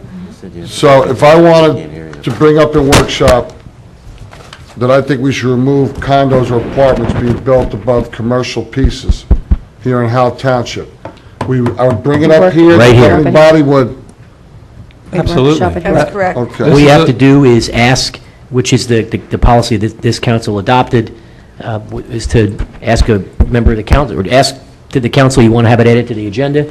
You get a majority that agrees, it gets added to a workshop, and then we would talk about it and take action. Do you want that added? I would to like it to be added to the agenda. I'd like it to be the direction of the governing body to workshop that and look into taking that out of the ordinance. All right, does anyone object to that being a workshop item? That could be October. Okay, I think can you It'll be schedule on it for us? October workshop. Not before Terrific. mine, what I requested last time. What did you request last time? Change to one of our ordinances. What, I'll go back through the paperwork. It was, what was, what was Order it? won't this go back to the ordinance? notes. This ordinance, No. oh. So you want a workshop on something else? Yes, Did we you ask for it discussed here? it. We discussed it, and it was something that. An was- executive Mhm, session? Okay, so you'll remind Mrs. Schlegel what it is? mhm. Okay, Mr. Bongiovanni remembers. We'll discuss it. All right, good. So you guys will talk about it. While we're on this topic, if you don't mind, Go right ahead. I'd like to add something to the workshop about repealing the hotel ordinance and requiring every applicant to go to the zoning board instead of having specific zoning for it. If we could put that in October. Does the council agree that we want to have that as a workshop item? Anyone disagree? What does he want to do? You want to Hotel ordinance. repeal the hotel ordinance? So I think you have a majority, so you'll get workshopped. Great. All right, we're on to 982-007-37. I ask a member of the council to please proceed with the introduction. 982 is 0-07-40. Some other ordinance. Yes, that's correct. 98, I'm sorry. Here it says 00737. It's incorrect, that number. It's incorrect. Okay, Is it so it 40? is actually 40? Yeah. Motion to introduce ordinance number 0-07-40 on first reading by title, and to order the same to be published in full in the 9707 issue of the Asbury Park Press, together with notes of its introduction and passage on first reading by title, and that it be further considered for final passage after public hearing at a meeting of the Township Council to be held on October 16th, 2007, 7:30, prevailing time in the municipal building. We have a motion, and we need a second, please. Second, Mayor. Okay, we have a motion and a second. Mr. Davis, would you read the title by ordinance? Yes, sir. An ordinance of the Township of Howell, Monmouth County, amending Chapter 188, Land Use Ordinance to provide for a new zoning district entitled Reserved Mount Laurel Site and rezoning certain lands into the district. Okay. Roll call, please. Mrs. Dalton? Yes. Mr. Howell? Yes. Mrs. Showmaker? Yes. Mr. Walsh? Yes. Mayor DeBella? No. 983. This is 00739. I'd ask a member of the council to please proceed.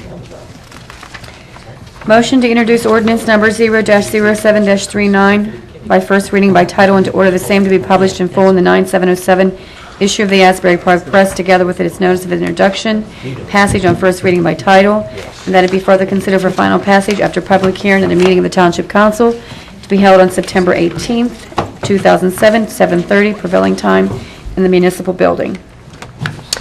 We need a second, please. Second. We have a motion and we have a second. Mr. Davis, would you please read the title of the ordinance? An ordinance to amend an ordinance entitled, an ordinance fixing salary and compensation of certain officers, positions, and employees in the Township of Howell, County of Monmouth, New Jersey for the year 2007, and thereafter known by its short name as Howell Township Salary Ordinance. Okay, roll call, please. Mrs. Dalton? Yes. Mr. Howell? Yes. Mrs. Showmaker? Yes. Mr. Walsh? Yes. Mayor DeBella? Yes. 984. This is 00741. I'd ask a member of the council to please proceed. Motion to introduce ordinance number 0-07-41 on first reading by title, and to order the same to be published in full in the 9707 issue, the Asbury Park Press, together with notice of its introduction and passage on first reading by title.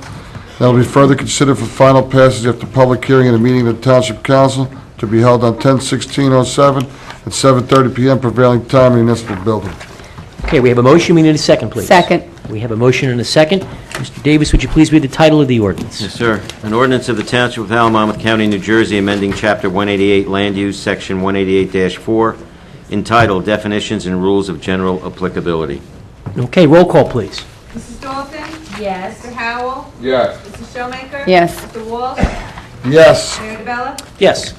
985. This is item 00742. Member of the council, please proceed.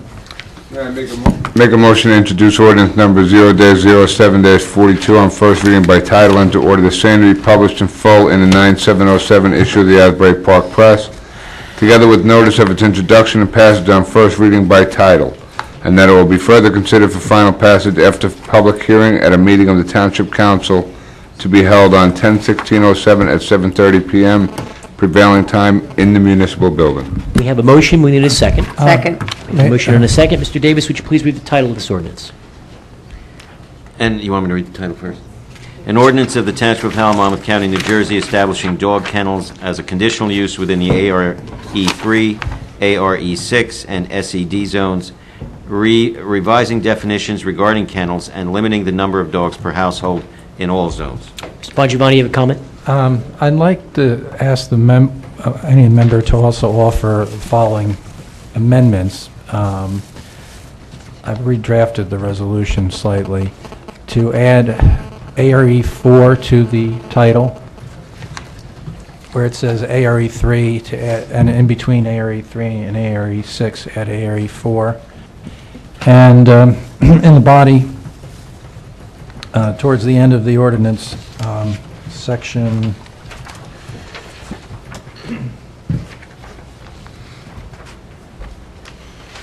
Section 5, to delete the reference to hobby kennels.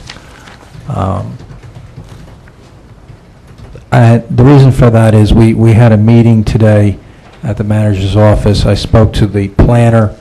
We spoke to the planner who was largely responsible for putting together this ordinance recommendation, which again came from the zoning board. And when we talked about how we were also adding on to it at the suggestion of council at the last meeting, limiting the number of dogs per household to a number of 6, that the hobby kennel no longer made any sense within the body of this ordinance. So we would basically have a situation where we're trying to create standards for commercial kennels. And so there doesn't need to be any reference to this hobby kennel portion that you have before you. So the two changes would be making this applicable to the ARE4 zone and deleting any reference to hobby kennels. All right, Mrs. Wallman, who made the motion? Mike Howell. Councilman Howell, are you agreeable to those two amendments? Yes. Okay, who made the second? Yes. Mrs. Showmaker, you're Yes. agreeable? Okay, we have an amended motion and a second to reflect the title and the change in the body. Roll call, please. Mrs. Dalton? Yes. Mr. Howell? Yes. Mrs. Showmaker? Yes. Mr. Walsh? Yes. Mayor DeBella? Yes. All right, the council needs to take action, please, on 9B 13 and 14. I would ask a member of the council to move both of those in a motion simultaneously. I think it's 12, 13. I was told, is it 12 as well? 13. I apologize. Yes. Okay, I need a member of the council to make a motion to approve 9B 12, 13, and 14. Mayor, moved, can I Mayor. add to that 9C 5, 6, and 7? Sure, unless anyone would like to have any questions on those. All right, it's the maker of the, okay, so let's just, we'll do 12, 13, and 14, and 9C 5, 6, and 7. Yes, sir. Thank Okay, you. we need a motion, please. So moved, Mayor. Second, I have a Mayor. motion and a second. Any comments or remarks? Hearing none, roll call, please. Mrs. Dalton? Yes. Mr. Howell? Yes. Mrs. Showmaker? Yes. Mr. Walsh? Yes. Mayor DeBella? Yes. All right, next item for action, 9C1, appointment of vacancy on the Preservation Task Force, alternate 4. The term expires as of the end of this year. So we need to first accept the resignation. Can we- I'm sorry, appointment. This is an appointment to the vacancy on the Preservation Task Force. Mayor, could we ask Mr. Costigan, the chairman of the Preservation Task Force, to come up, if he would? Mr. Costigan, would you be kind enough to come on up?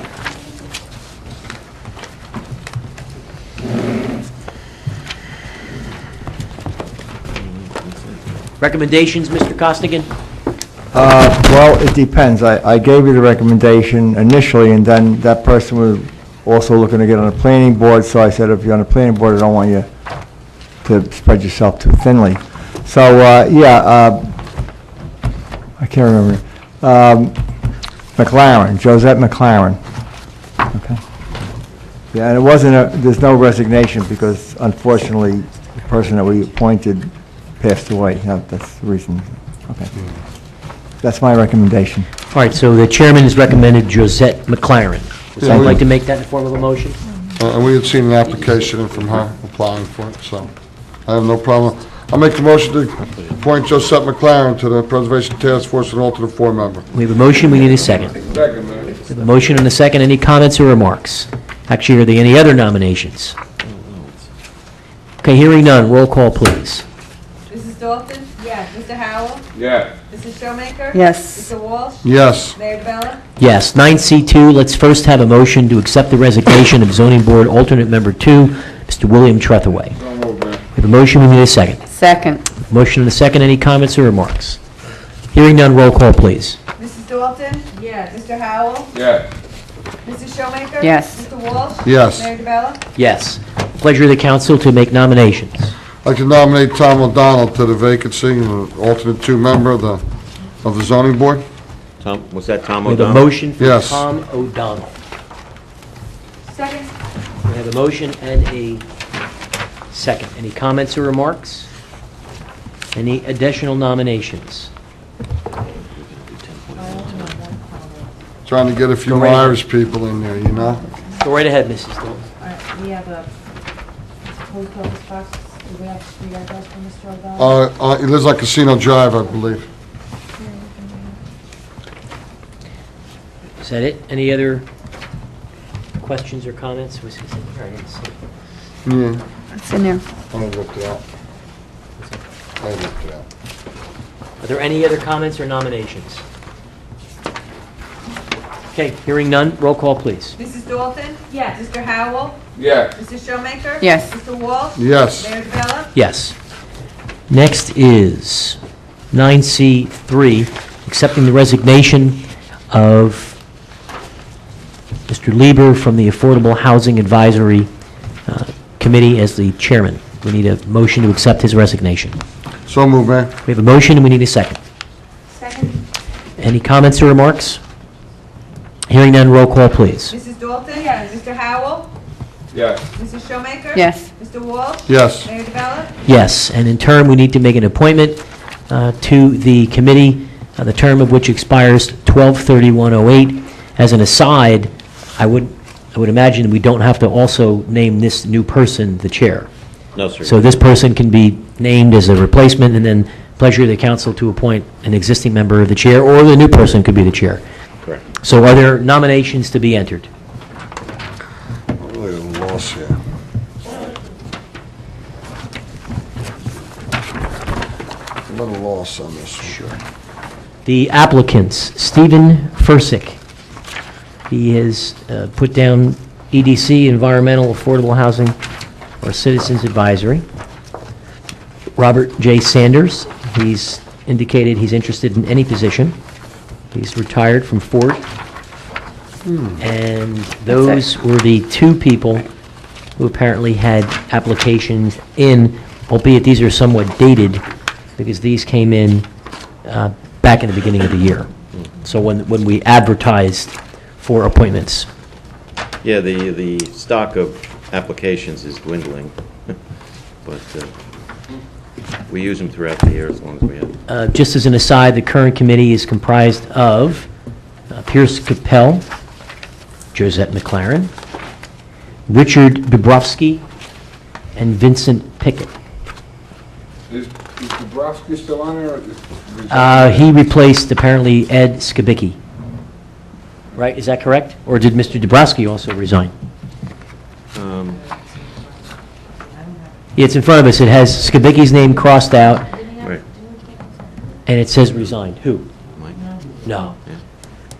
It just says here, Ed Skibicki, his name is crossed out, it says resigned, and there's an arrow with a new name, which I would just interpret as the replacement person, but Right. I can't be sure. No, you're accurate. Okay.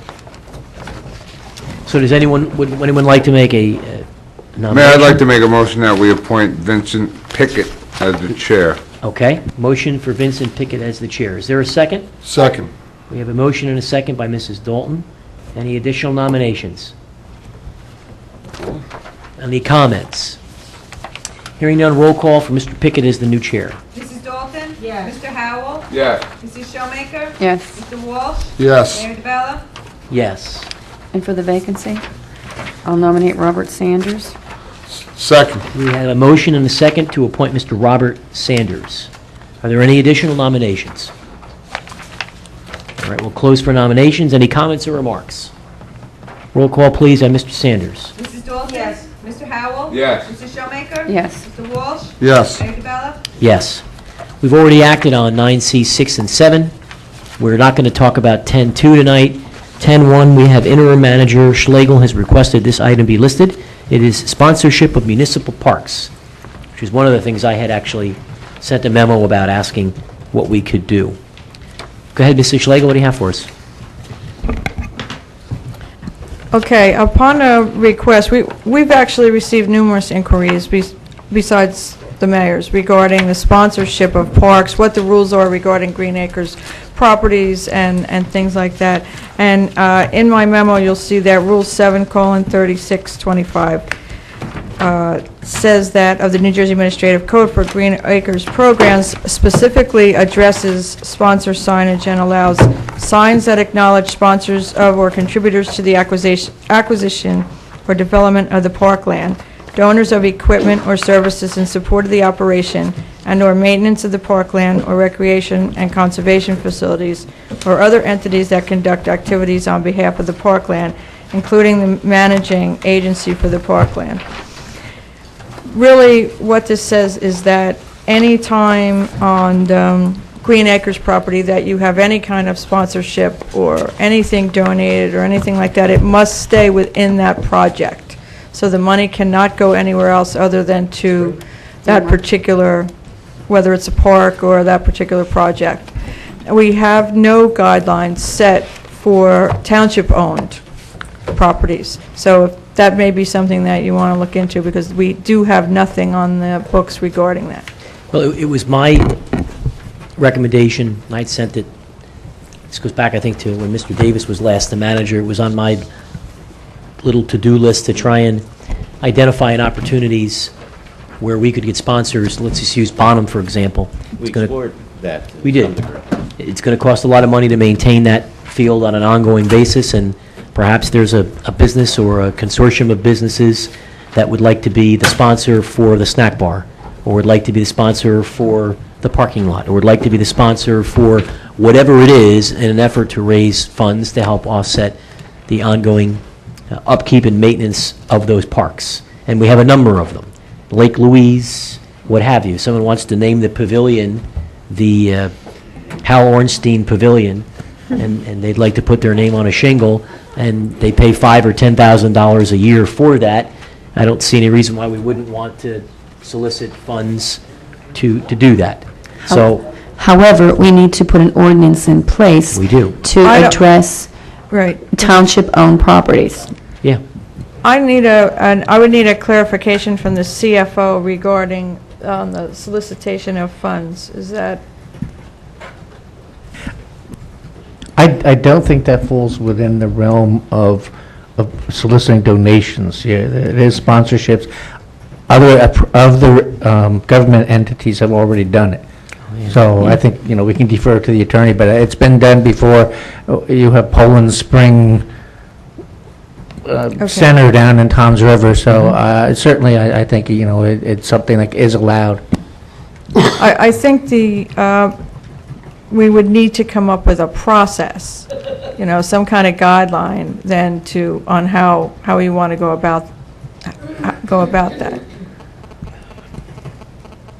Yeah, maybe we just need recommendations from the department heads for a specific, maybe we need to list all the parks in the community and rank them based on their usage. Someone might be willing to have a bigger sponsorship for Bonham when it's ultimately opened, knowing that it's going to service 7,000 children, and the number of events that are going to be there and the visibility, and someone might be more willing to pay a larger amount of money for a sponsorship there than maybe they would be at Pride Park, which is the opposite end. And I don't profess to know what it should be. Maybe this is a function, the Economic Development Committee is looking to make contributions, and they want to try and help. This might be something to charge the Economic Development Committee with coming up with some recommended guidelines. Maybe they can talk to Toms River as an example. The Rotaco Center is an example of it. But if we can raise $100,000 or whatever it whatever it is, it certainly is money, I think, that would go a long way for the taxpayers. Well, it's just like any other advertising, though, Mayor, the market's going to tell you That's correct. what they're willing to pay. Yep. Yeah, I don't think we're going to get $1 million and rename the Continental Airlines just left the Meadowlands. I don't think that we should expect that that's going to be the case. It's probably going to be smaller dollar amounts based on the venues. Well, there's been some, me and Ms. Schlegel met with the treasurer of Howell Girls Softball League. There's very positive feedback from him as far as what can they do. They need a clarification on what they could do to help. I did reach out to him and let him know what the rules were. Both organizations that would be the primary users of the bottom track, for example, have been more than cooperative in offering a donation of equipment or whatever. They want to be part of it. So, but I do think we need to, I don't know to what extent you want to go with this, so if you really want to pursue it, then I think your recommendation possibly of the EDC helping with the guidelines, but you need to set up some parameters and some guidelines for this type of thing. I think we definitely would like to pursue this. I mean, why wouldn't we want to pursue revenue that we could generate that can only help these complexes and not burden the taxpayer? I mean, there's money out there. I mean, how many soccer fields? We're going to have 16 fields or 14 fields? I'm sure we could get some company to deal a lot in soccer, apparel, and equipment. But you're going to have to, we're going to have to set some standards on, like, for example, what things look like. You know, we can't just say, you know, you want to make a donation and put a neon sign into a rural area or something like that. There needs to be parameters. There needs to be something that they'll be able to follow, guidelines that they'll be able to follow. Weren't you our former recreation director? Well, I mean, I think Deputy Mayor raises a good point. Is this something that, in conjunction with the rec department and EDC, I mean, could the new rec director look at this? You raise a good point, which is, what would the signs look like? How big can they be? Can they have lights? Don't they have to have lights? Can they be on poles? Can they be on, I mean, but clearly, I don't think we want to work that detail here. I think the policy direction, if everyone agrees, is we think it's a good concept. We'd like the management team to flesh out the details and the recommendations and come back with some alternatives and potentially ask the EDC to get involved, have them come up with some standards around if you want to be, I wouldn't give the EDC design standards. I think that the EDC should try and figure out what have other communities done. Is it $5,000 to do a sign? Is it $10,000? Maybe you can be a gold sponsor, you can be a platinum sponsor, you can be a bronze sponsor, and there's different dollar amounts, and this is the kind of advertising you get. And after we get their recommendations, or simultaneous at the direction of the manager, maybe this goes to the planner, and they come back with some standards to preserve the rural character of our community, that the signs can't be lit, or if they can be lit, they can only be this big. I don't think we want to make this into rewriting the master plan, if you will, but it seems like there could be some dollars that could be had. Who hasn't seen signs on the outfield of a baseball field? I mean, every one of them. Every Little League field you see in New Jersey has signs in the outfield. Well, we do that now. Yeah. Our Little League fields already have signs on them. Sure. So this is a little bit different, I think. So we just need to be careful how we go about it and make sure that we do a set of guidelines that are going to fit for our community. And Deputy Mayor, I think what you're saying about the Little League field is accurate. There's billboards on, I mean, my wife has one at Howell South Little League, but you don't see one in Oak Glen.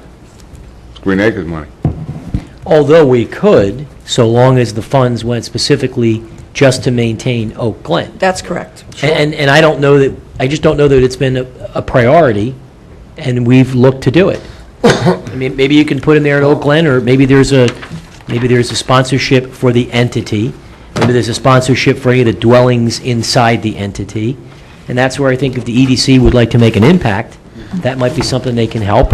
And then simultaneous to that, somebody looks at what these things should look like. Right. We're not reinventing the wheel. There's a bunch of towns that have done this, and there's signs in a whole lot of towns that reference this. Let's just make sure that we have an ordinance in place with specific guidelines before we take on this task. I think it's a wonderful idea, but go back to the neon signs that are going up and down Route 9 that we don't want to see. So we want to make sure that when we do this, Yeah. that even if we have to be site-specific to, in, not, like parks versus, like amphitheaters, I mean, I think that we have to have real teeth in this ordinance as to what you want to see. Well, I think once we collect all the feedback, that would make up what the ordinance would ultimately look like. You have a comment, Mrs. Dalton? I'm just wondering if part of this, these issues may be directed toward whoever is putting together our recreation inventory. We are doing an inventory of all of our parks. I mean, we need that list, as the mayor suggested, before whomever is going to look at how we're going to market or open ourselves up to sponsorship. It will be a great tool when we get that inventory done. And I'm sure a barrister can look up ordinances from other township.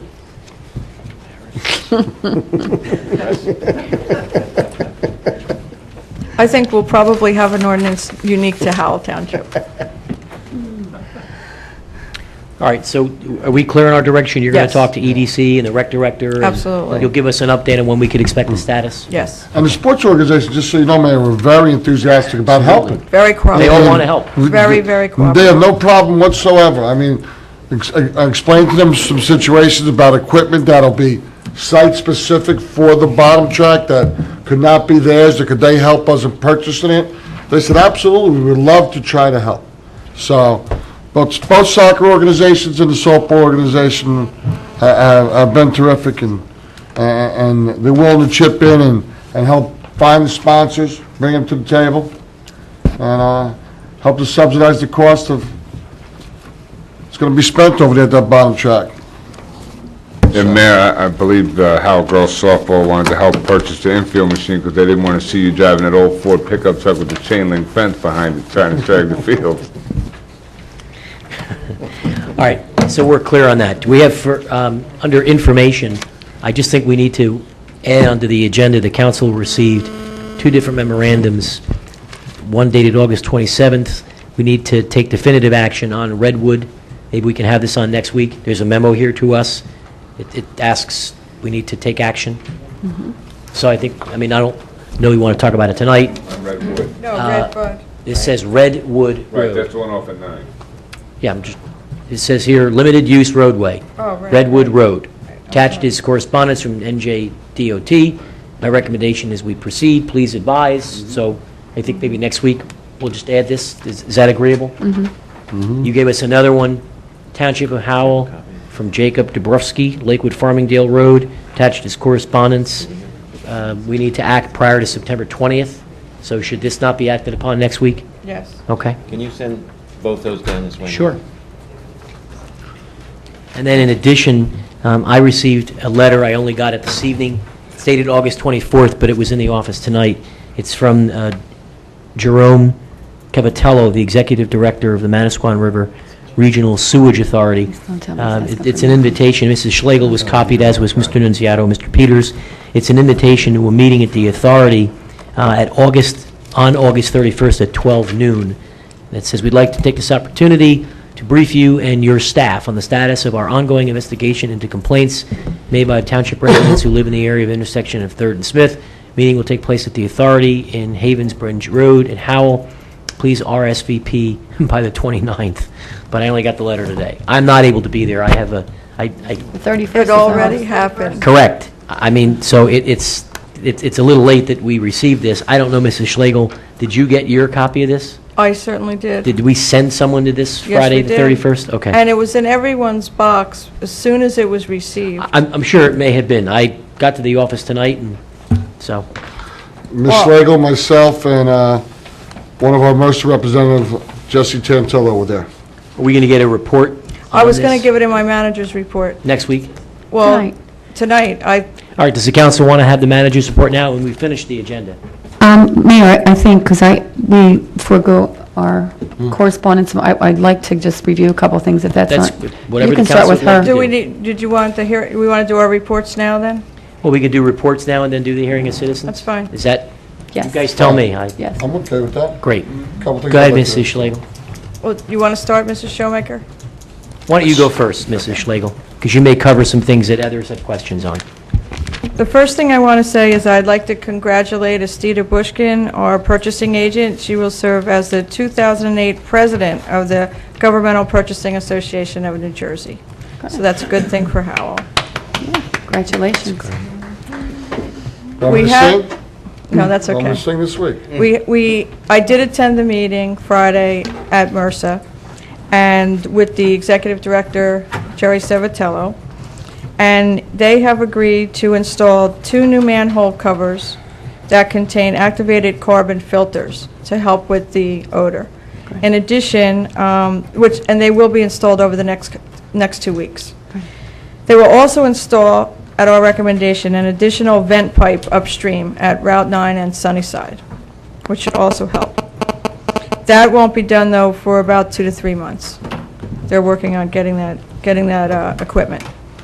Additionally, they've doubled their amount of liquid oxygen that neutralizes odors. So those 3 things, we had recommended 2 of those were our recommendations they've agreed to do, and the third one is something that they did on their own to help the situation. So hopefully, we're going to alleviate at least the odor problems coming out of the street, out of the manhole. Great. Mr. Wasser, we had a discussion at the last meeting requesting Mr. Wasser to come to one of our meetings, and he's the superintendent of Freehold Regional School District. He wanted me to express his apologies to the mayor and council. He never received the first letter, and our office is currently working on confirming a date for him to come. So hopefully I'll have that for the next meeting.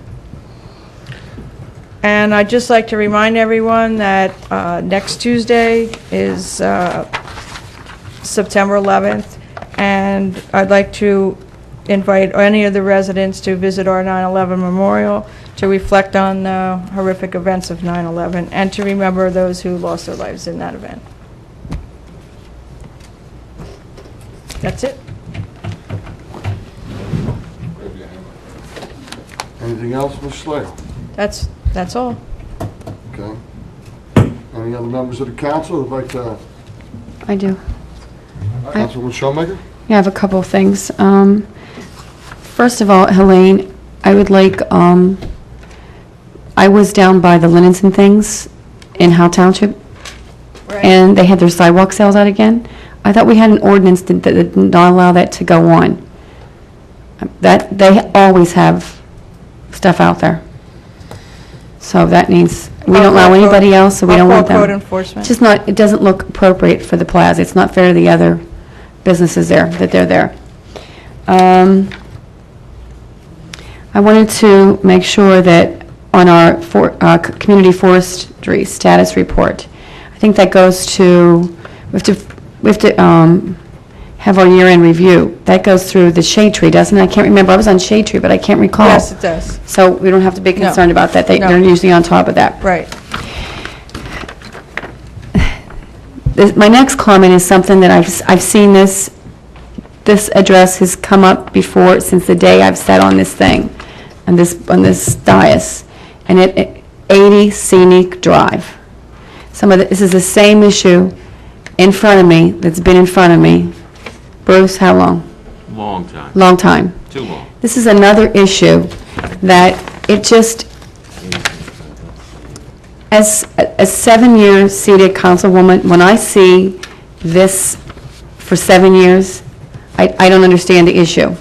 This has to do with 80 Scenic Drive and Hovnanian having the lower, I'm going to call it apartment or condo, they used it so that they had voting power, they had like the majority of the voting. However, a C of O could never be issued because I think the doors or the windows or some issue, and it was being taxed. And this has been on the books, and I don't know if Jeffrey can address this, but this needs to be, we need to have closure to this, because this just pushing this paper around and it never being addressed around and around and around, which is the other issue. And I wrote you a note, Ernie, on what we discussed. But what's the story with this, Jeffrey, and why can't we get closure to this, and why can't this be resolved? The tax issue has been resolved. Okay. That isn't an issue anymore. What is hanging is the fact that the taxes, although they've been resolved, are not being paid by the supposed owner of this unit. The problem stems now is the fact that it has been on our list as far as foreclosures. We offered the owner the right to assume the tax title lien that we have on that property and do his own foreclosure. He opted to let town foreclose on the property, and then he would participate in the auction of the unit or the property. The foreclosure has not occurred as yet. As the foreclosure attorney goes through the properties, that foreclosure hasn't occurred. What the owner's problem now is, of course, we've had a reval. So any auction that we would have, we have to list the minimum price as the assessed value of the property. My only comment is... The only comment I have that I want to finish up with this is he's looking to use the old assessed value as a value. First of all, we haven't foreclosed in the lien yet. And he's looking to use the old assessed value, and that's just what Sharp Janes got indicted for in Newark. And we certainly don't want to go that route here. He's been advised that the law does not allow us to go below the assessed valuation. And we're kind of in a catch-22. He's not happy, and we can't do anything for him because we cannot go below the assessed valuation, and the law doesn't allow for the fact, oh, well, we're revaled. My only question is, and I failed to see that it's been longer than the 7 years I've been sitting here. This has been going on for 15 years. It says in here, it starts out, this has been going on for the last 15 years and our inability to resolve it among the governing managers. I don't know if they're referring, I don't care who they're referring to, I just... Well, that's a little yeah. disingenuous. And I know it is at some point. There's a lot of instances where he chose not to do it. So... And wanted us to pick up the freight to do it. So you think this is going to be resolved, or it's not? Or what should No, be I as a don't think it government? would be resolved because he wants us to do something that we are not allowed to do by law. Okay. And our foreclosure attorney has talked with him and has talked with his attorney, and we can't come to an agreement, and I'm surprised since both we and him are represented by counsel, that he should write a letter like that, because I think, isn't it, the council should now be talking. All right. Real quick, I applaud MRSA for doing their part in that, although I did read the report that comes from the Sewer Authority, and I hope that Mr. Servitello closes by saying that he received the Ocean County Utility Authority, and they are doing a sewer rate increase of 2%. So I hope he's not trying to set the tone for Howell Township, that he may want to have a sewer increase. And by the way, it's not going into effect till 2008, so just in case he does, let's not follow suit. To add, the Ocean County Utilities Authority has increased their rates 4% the last 2 years, and the Manasquan Regional Sewage Authority has absorbed those increases. So certainly we can cross our fingers and hope that they can absorb 2% this year. Right. Two other quick things. One is we are in receipt of the appointed attorney for the Howell Township Rent Stabilization and Control Board. I would just ask I happened to be on when I first few years sat on the rent board and the trailer, the mobile home board, and I would just ask that you read this letter that came where he is asking that, and this has been a sore spot in many years, where all of the mobile homes should be required to provide financial data when they are requesting a hardship increase. And in the past, they haven't had to do that. If we put that in our ordinance, then they will be required to, or else they will not be eligible to apply for the increase in itself. And if you've ever sat on either of those boards, you'll understand that. Mrs. Showmaker, is that Frank Howell? Yes. I think I marked that for October workshop. Wonderful. So you can, because it'll require an ordinance amendment, so. Okay. For discussion, anyway. And my last comment to the board is I received a few calls, actually to my home, from different committee members on the Financial Review Committee, some of which were obviously watched the news, the TV and saw our comments on the Financial Review Board and felt compelled to reach out to, I guess, myself because of, my comments on the Financial Review Committee. And I would just like to ask that, Mr. Deputy Mayor, that when you do go to the Financial Committee, that you listen very carefully to maybe the comments, or I think there should be an open dialogue. I got some very negative feedback from the committee members there. I didn't know either of them. I don't know that I know any of them. I think a couple of them I do know their names. Both of these people, I didn't know either of these people at all. In fact, they said who they were and left their name and number. I didn't know what it was all about until I called. But I think they're a little disgruntled. I think they're a little disappointed. I think that they feel it's somewhat a waste of their time and their talent. And I think they're trying to reach out for somebody to bring that body and that committee back in line. So I would just implore that when you do go there, that you kind of bring things back into perspective, and maybe you can bring something new to this board on that regard. I'll try. Otherwise, I think it should be disbanded. I'll be there tomorrow night. Okay. No other comments, Mayor, and I thank you for that time. Sure. Mrs. Dalton, you have anything? We'll go back to your side of the table here. Mr. Howell?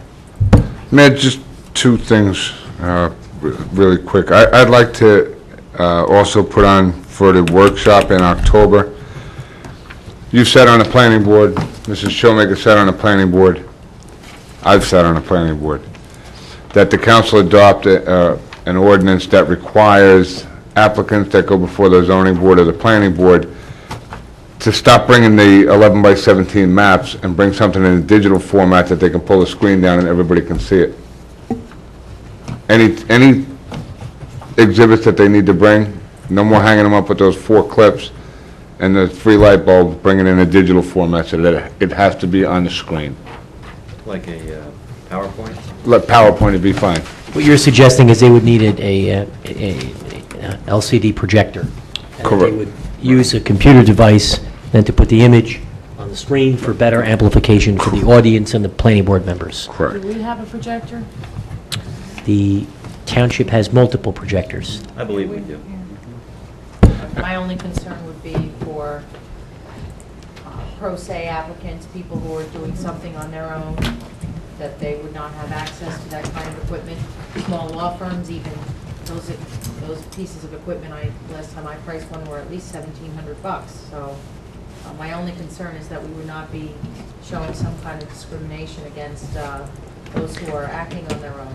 Could you, Mr. Howell, maybe when we workshop this issue, if the council agrees, talk about major subdivisions, if you will? Right. Maybe it can be applied to something more substantive so that the owner that wants to do something minor, if you will, doesn't have to go through that.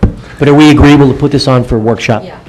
Everyone agrees? Okay. And then the last thing, and it's something that I spoke about for 2 years when I was sitting out there, we need to have a requirement on construction sites that there's a 4-foot by 4-foot sign that lists the legal hours for these sites to be active. You drive by on a Sunday, 6 o'clock in the morning, they're running bulldozers. We need to have a sign at the entrance, and there needs to be a penalty. If you get caught working before 7 or after 8, or the hours on Saturday or on a legal holiday, we yank your permits for a week. I do believe there's an ordinance in place right There is an now. ordinance, but it's not a requirement that they have it posted at the job site. Yeah, there is an ordinance around time. We passed an ordinance about 2 years ago that requires a sign to go up that says who it is, Right. what the application is, and gives some of the details so that passerbyers not in the notification area would know. I think Mr. Howell is saying is, in addition to that, another sign that clearly states The hours of operation upon which construction can be performed on this site are as follows. If you see someone operating outside these hours, please call this number. Because we've all seen various places where early in the morning, late in the evening, they're doing construction work, and it certainly is a disservice to the neighbors. So we want to put that on for a workshop to craft an ordinance, okay? That's it, Mayor, thanks. Mr. Walsh? Few things. Drove by the bottom track, drove it this weekend, and Hoffman Fields irrigation system's almost done. It's nice to see those projects moving along. Oh, it was going. What? The irrigation was on. Yeah, they have them out in the middle, but they're doing the ones on the outsides. I was there today talking with the workers for a while. We received a letter in our packet from Kathy McKee, the chairwoman of the Shade Tree Committee, and she was questioning them asking for financials from the Shade Tree Fund. Did I understand that right? And is it an ordinance that they're supposed to receive them quarterly or yearly? Quarterly. I mean, is she asking for them, and are they not receiving them? Help me, please. I did get a copy this afternoon, but I'm going to defer to Mr. Filiaccio on that. She has asked for them. I have provided them to, Myra, I think, puts them in the box. I'm a little concerned maybe they don't know what they're getting or don't understand what they're receiving, because it doesn't look like a budget report. This is it is basically a cash account. It doesn't look like the traditional budget report that one would get for each department. So, it has been provided to them. I'm not too sure whether or not, when I send them, they know that what it is that they're getting. So there's not a reconciliation of expenses, money coming in, money going out? No, this is Nothing like that? this is a dedicated trust. Money going in creates an authorization for them to spend. So the cash balance is available for expenditure. That's what a dedicated trust, how a dedicated trust runs. Can I make one comment? Because I said on Shade Tree, I think what she is requesting is what their budget, correct? No. She's asking for the actual Shade Tree? Yes. They want the Shade Tree. I can tell you something. I sat on there for a long time. I never saw anything on the Shade Tree Trust ever come to that board. Well, I do have a copy. I will make sure that. There was an 04 change in the ordinance when they created the new tree fee. That was a new change in 04. So, since 04, those, I don't know, I've been sending out quarterly. I can't really remember how often I send them out, but I have been sending reports out. And I did produce one when the memo came out, too. We haven't updated numbers for. So as a governing body, if we wanted to see where the monies are coming from that are coming in and where the money's going to that's going out, could we receive that report? We don't keep that kind of detail. I think where's Shade Tree come through, engineering? What? We keep cash receipts, cash disbursements. We know where the money's going. We get receipts from the engineering department. We don't keep that detail of who's paying those fees. So how do we know if somebody owes us money to that Shade Tree Fund is paying us? Well, it isn't a matter of owing money. They don't get the permits, so they don't pay the fees. That's controlled through the engineering They department. don't get they don't pay the permit, they don't get the approval. But I thought, Deputy Mayor, I thought that if the planning board approves, just use the planning board. If the planning board approves a project and the developer is supposed to put $150,000 in the Shade Tree Fund, that $150,000 is supposed to go in the Shade Tree Fund. So if Mrs. McKee asked for her quarterly reports, which are required by ordinance to be given to the Shade Tree Commission, she should see a line that says, from ABC Development Company, $150,000 deposited into that account. She sees the deposit. We don't show the detail of the individual names. Well, I would, from a policy standpoint, I would love to see us change that so we'd be able to see it. Oh, absolutely. I mean, how are you going to plan going out? This is just me, and I could be wrong, and if I am, please fill me in, Mr. Filiaccio. But how could you plan going out on expenses you know you're going to incur where you don't know what hasn't come in yet that's supposed to come in, what you've been told from the planning board and other projects, which we anticipate to come in from them, but you're projecting going out what you're going to spend. I wouldn't know how to do that. When the money comes in before the developer gets his permits, so it all comes in up front. There isn't a matter of what developer owes us. Once he starts developing, once he starts to go for his permits for development, he has to put the money up. And all that money goes into that fund. Could this be changed? Sure, it can be changed. Okay. I would like to It's see not, this- I mean, I don't know to what end that type of manpower needs to be, maybe I need to understand it. Because once the money goes into that account, and as long as it's properly accounted for, goes into that account, it's not really material who it came from, because it goes to buy trees within the township. Anywheres within the township. Me personally, owned. I'd like to know that the money from ABC wasn't misappropriated somewhere else by mistake, that it went into the shade tree fund, so. I don't wanna see- understand why the Because that's council what up I'd like here, to see. I don't gotta understand know. why the council up here needs to be that micromanagers until you have an auditor, we have an audit trail, we have departments that are keeping records, we have department that keeps records, and certainly it can be done. All right, then that's You good. know, I think that's and what the certainly I deputy just mayor don't and I would both like to see understand done. to what extent council needs that type of that Let me ask- let me minutia of ask a detail. question. Would it be possible, Mr. Nunziato, maybe you can answer this. I'm assuming that you send a receipt to finance, is that correct? We'll send a memo or some kind of note indicating that a check in the amount of X dollars for such and such development. Okay, so all you'd have to do then is write the name of the developer or whatever on that receipt, right? Sure. Okay. Well, you know, just for me, when I have a chairwoman of a volunteer,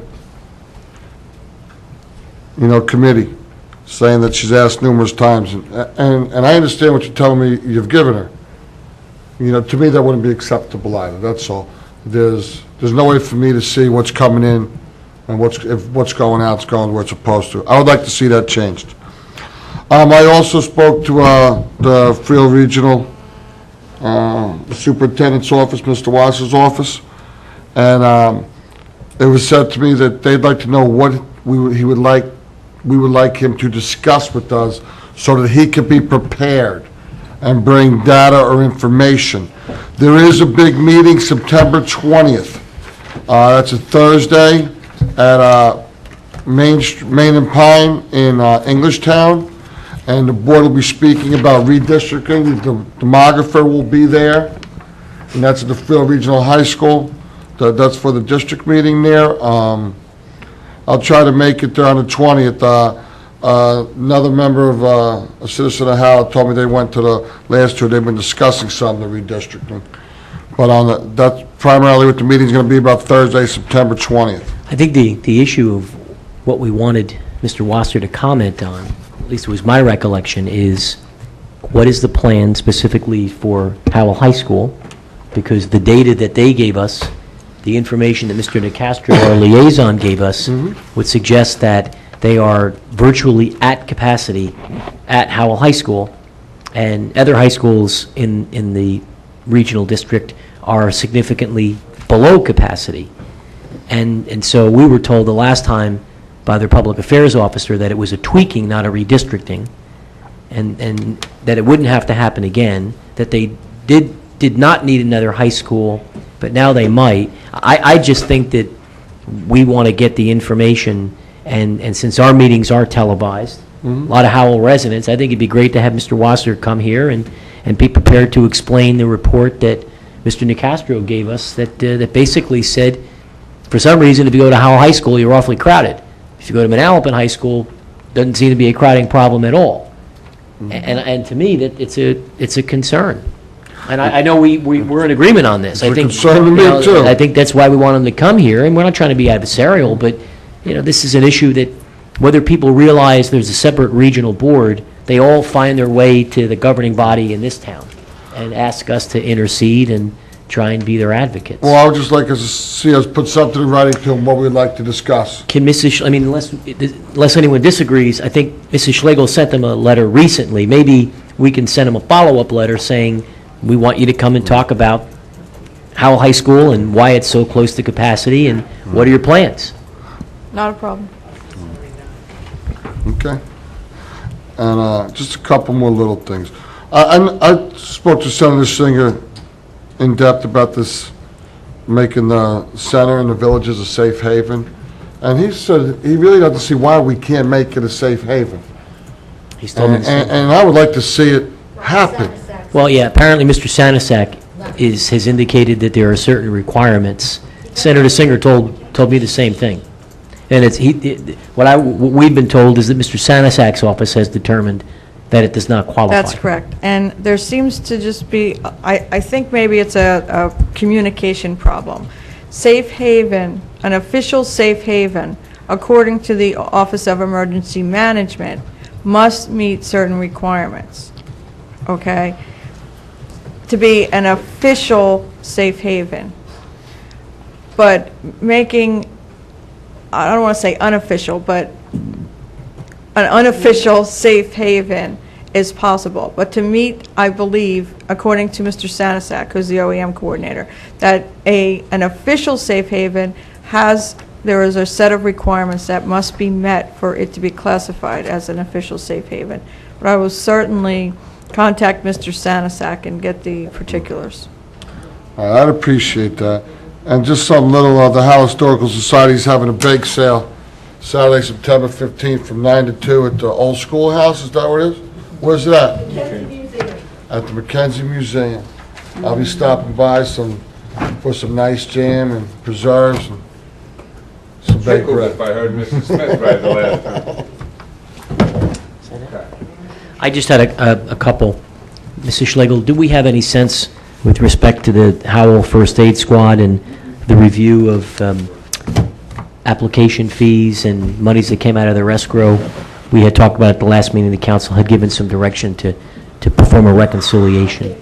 Do we have a status on that particular item, when they may be done with that review?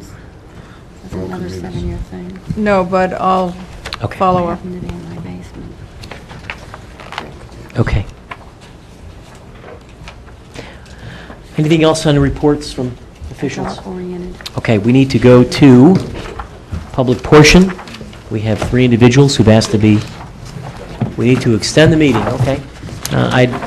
We have 3 individuals who have asked to be recognized, Mr. Lariah, Mrs. Dixell, and Mrs. Smith.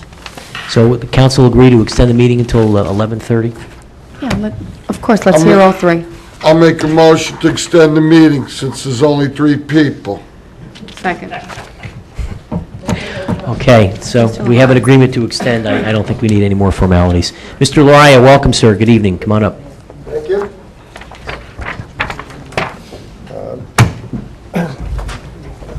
I'd like to get into the question of the township paying for street lighting. Now, I want to do this by doing a chronology. I guess about 3 months ago, I made the same appeal.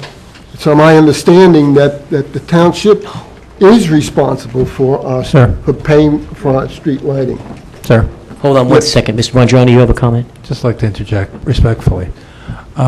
We received correspondence where potential litigation was threatened from village's attorney. So that being the case, the council at this point probably would not be in a good position to comment on your comments. And perhaps you should consider speaking as a representative of the community to your attorney to determine whether or not you really want to comment about it. I've said my piece, and sure. My whole purpose is to avoid further discussions through attorneys. I want to get this thing started and moving. So, I think I got my answer, or do I have an answer? I think, Mr. Lariah, what council is telling us is that because we have been served with intent to litigate against the municipality on this very issue, and you're a frequent person at these meetings, I know I speak for everyone, we all have great respect and admiration for you personally, the causes that you champion on behalf of your neighbors, but it might not be in our best interest on the township's behalf at large if we were to comment, only because it seems like we've been challenged with litigation, and potentially what we might say in this chamber could be used in a way that could be damaging one way or the other to the position of the township. And that's not that we're trying to avoid the issue. I think, we're always pretty candid, but when the attorney gives us advice that we're probably not positioned to comment on it, we are probably well-served to take his legal counsel. I mean, if there's sort of an at-large issue you have unrelated to the villages around just lighting. No, specific. So your issue is lighting in the villages and whose responsibility it is to provide the lighting. Yeah. We have documentation from the utility saying that we are paying that, and it's our understanding that the law requires the township to pick it up. But thanks very much. Okay. Please understand that if it's something that we could respond to, we certainly would want to do so. Thank you, Mr. Lariah. Mrs. Dixell, good evening.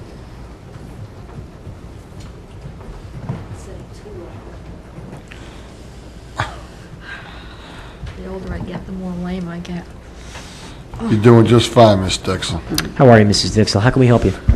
All right, I've been writing things all night, so you're just going to have to bear with me every time. Leave I have a time for whole bunch- Mrs. Smith. I will.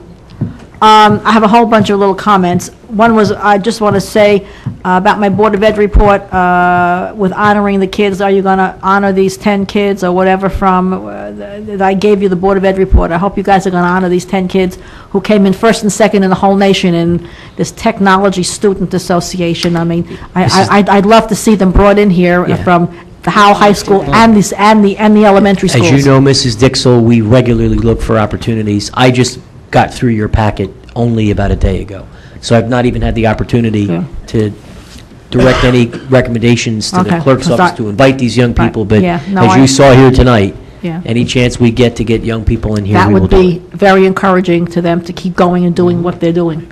And Howell's kids are second to none. They're recognized by every computer technology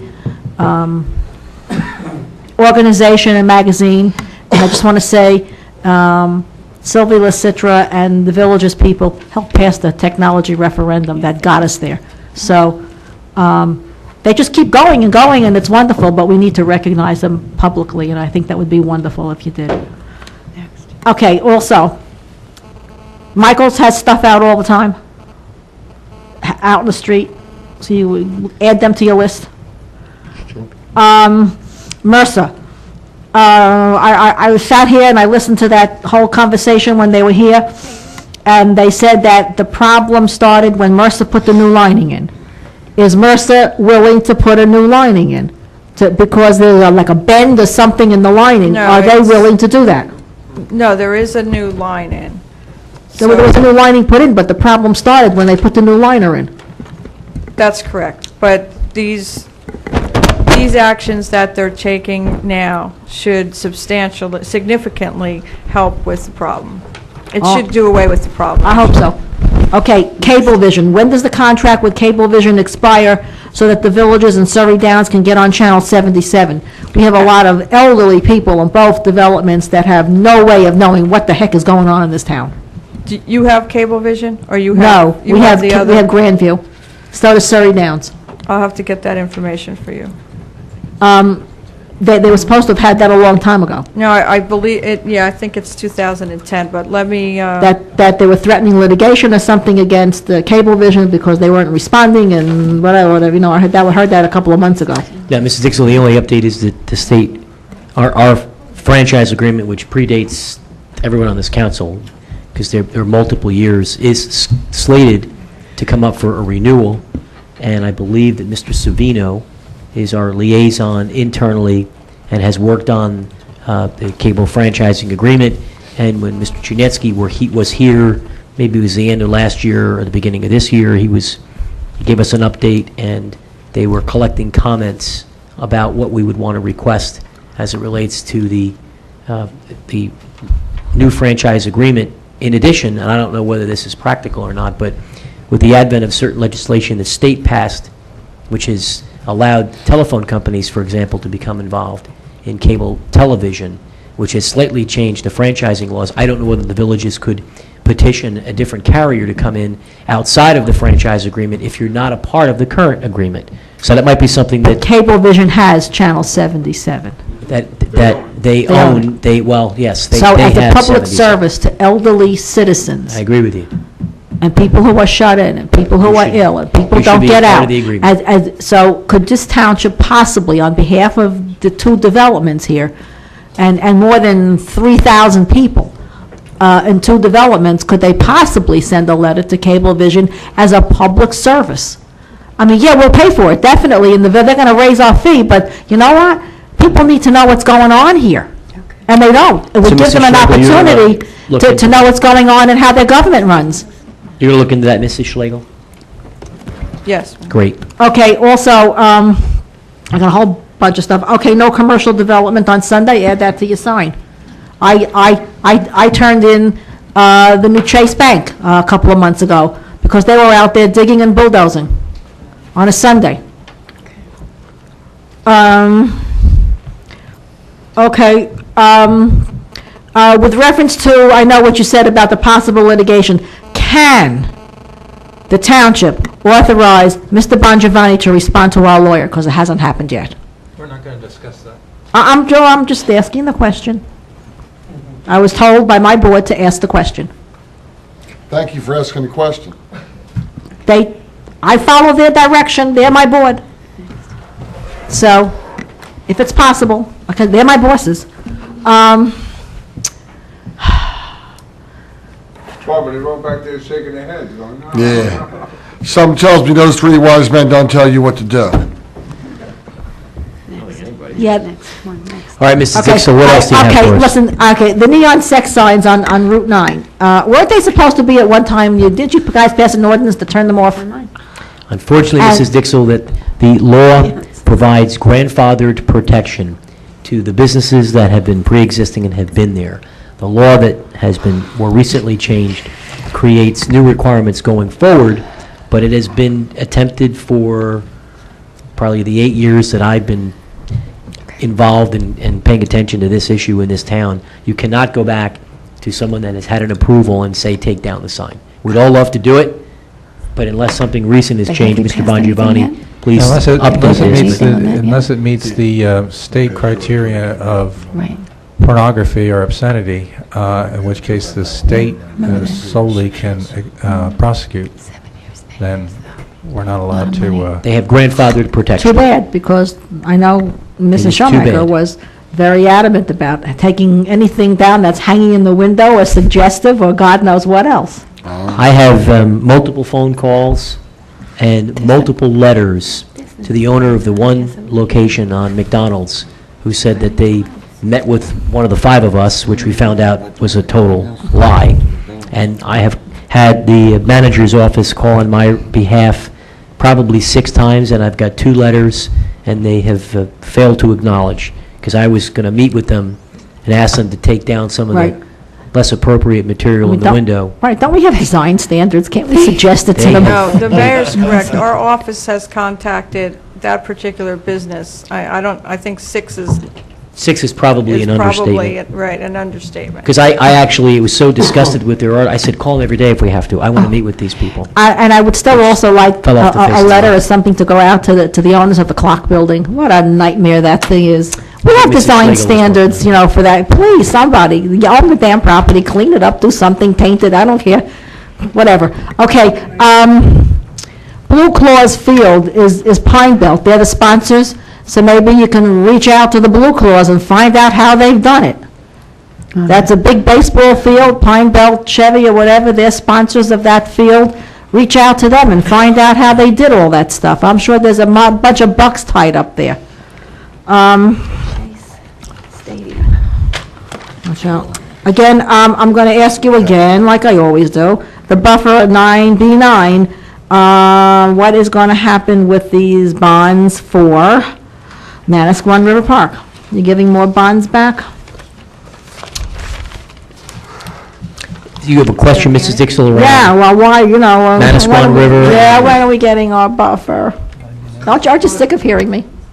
Never. redundant. Absolutely tired. not, Mrs. Dixell. Sorry. All right, Mrs. It's Schlegel. like you said to me the other night, don't I have another meeting to go to? Mrs. Schlegel, can you or Mr. Nunziato? Please, somebody. Yeah, actually, this is a reduction, but Mr. Nunziata will explain that. Well, first of all, it's not your project, Barbara. This is the one on West Farms. Similar Okay. name, so, Okay. different project. Okay, well, I just keep trying. Okay, do I have, let me see, I keep crossing stuff off. It's because we already answered all that, Barbara. What else, Mrs. Dixell, do you All have? right, okay, Lakewood. Mr. Kleeman said that every clubhouse is a safe haven, and they're unofficial, sponsored by the township. Who did you refer to, Mr. Who? Kleeman. I'm sorry. The township put generators and emergency equipment in. Yes, I think the, Lakewood Senior Development. sure. The difficulty that we're running into is that apparently there is a disconnect between what our Office of Emergency Management Coordinator, Mr. Stanisak, and what Senator Singer are suggesting. And my recommendation is maybe a conference call between the manager and Mr. Singer and Mr. Stanisak on the telephone, since they're both indicating different pieces of information. And maybe a member of our board, because he don't know came we need here. to- He came to our board. Yes. Senator Singer told me unequivocally we can do it. He's apparently told Mr. Walsh the same thing, but our local person is saying that that isn't the case. I'll work on the center next week We when can I'm make it golfing. an unofficial safe haven. We don't have to use the word unofficial, but I'm trying to make a point. Okay.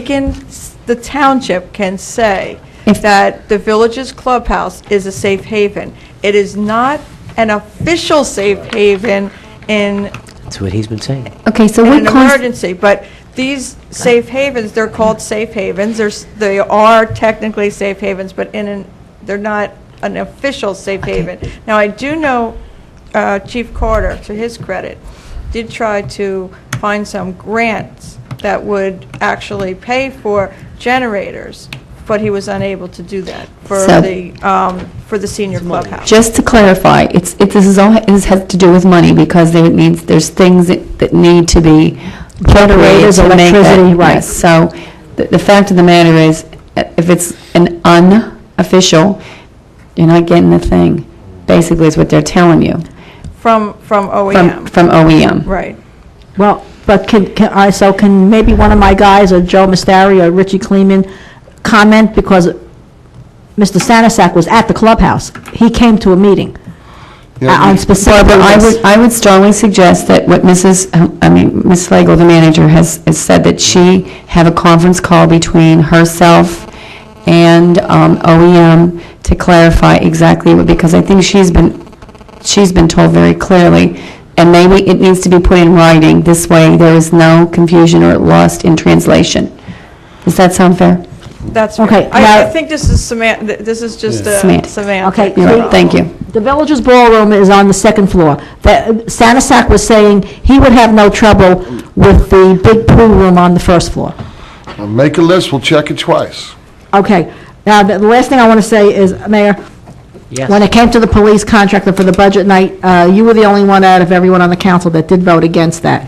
So my only suggestion is, it's my opinion, and I'm not beating anybody's brains in, it's my only opinion that we let our cops do what they need to do, and if they have to spend overtime to save a life, or there's a catastrophe, we can't send them home and say, you can't work, there's too much overtime, we can't pay you. We need to stop badgering them. Mrs. And we Dixon, need to let them work. we're not badgering anyone, and I'm not going to back down. I have an obligation to do what I believe is my job Well- and my responsibility, and that is to review every item, to look at every nickel. I stood in the same room of people you did the other night who were clamoring for help. Yeah, we are too. Every item in that budget Right. needs to be scrutinized, and I, just from a But what are business we gonna do? perspective, cannot accept the fact that there are not other alternatives that we should be reviewing. We have paid every article that the police has requested in the equipment. We're adding people to the department. The fact of the matter is that I take offense to your comment. We've never interfered with allowing the police to do their job or interfere. I'm not looking I to make you strenuously- angry. I just, You don't make me angry. we just have to. disagree. Job of it. I disagree with you, because if just that were have the to come case, to an if agreement. that were the case, we could say, you know what? Let's leave the DPW alone, they're doing their job. And let's not bother the senior citizen department, they're doing their job. And let's not look at the finance budget, they're doing their All right, job. then just If we have a all meeting just that said, could settle hey, they're it." doing their job, and let's just show up here every couple of nights and just vote yes, then that's not for me. Then just have a meeting with everybody that can settle it and get everybody on the Mrs. same Dixell, page. isn't that what we said we were Yeah, I going to do? just said, yeah. Okay. That's it, just. Ms. Dixell, Ms. Smith has 4 minutes. She's been Thank you very standing there much. very patiently. Thank you, I appreciate you. Sorry, I just had written down all these comments tonight Okay. as you were talking about things. All right. Thank you very much. Thank you. Thank I you for your appreciate your time. help. Thank you, Mrs. Dixon. Mrs. Smith, good evening, come on up.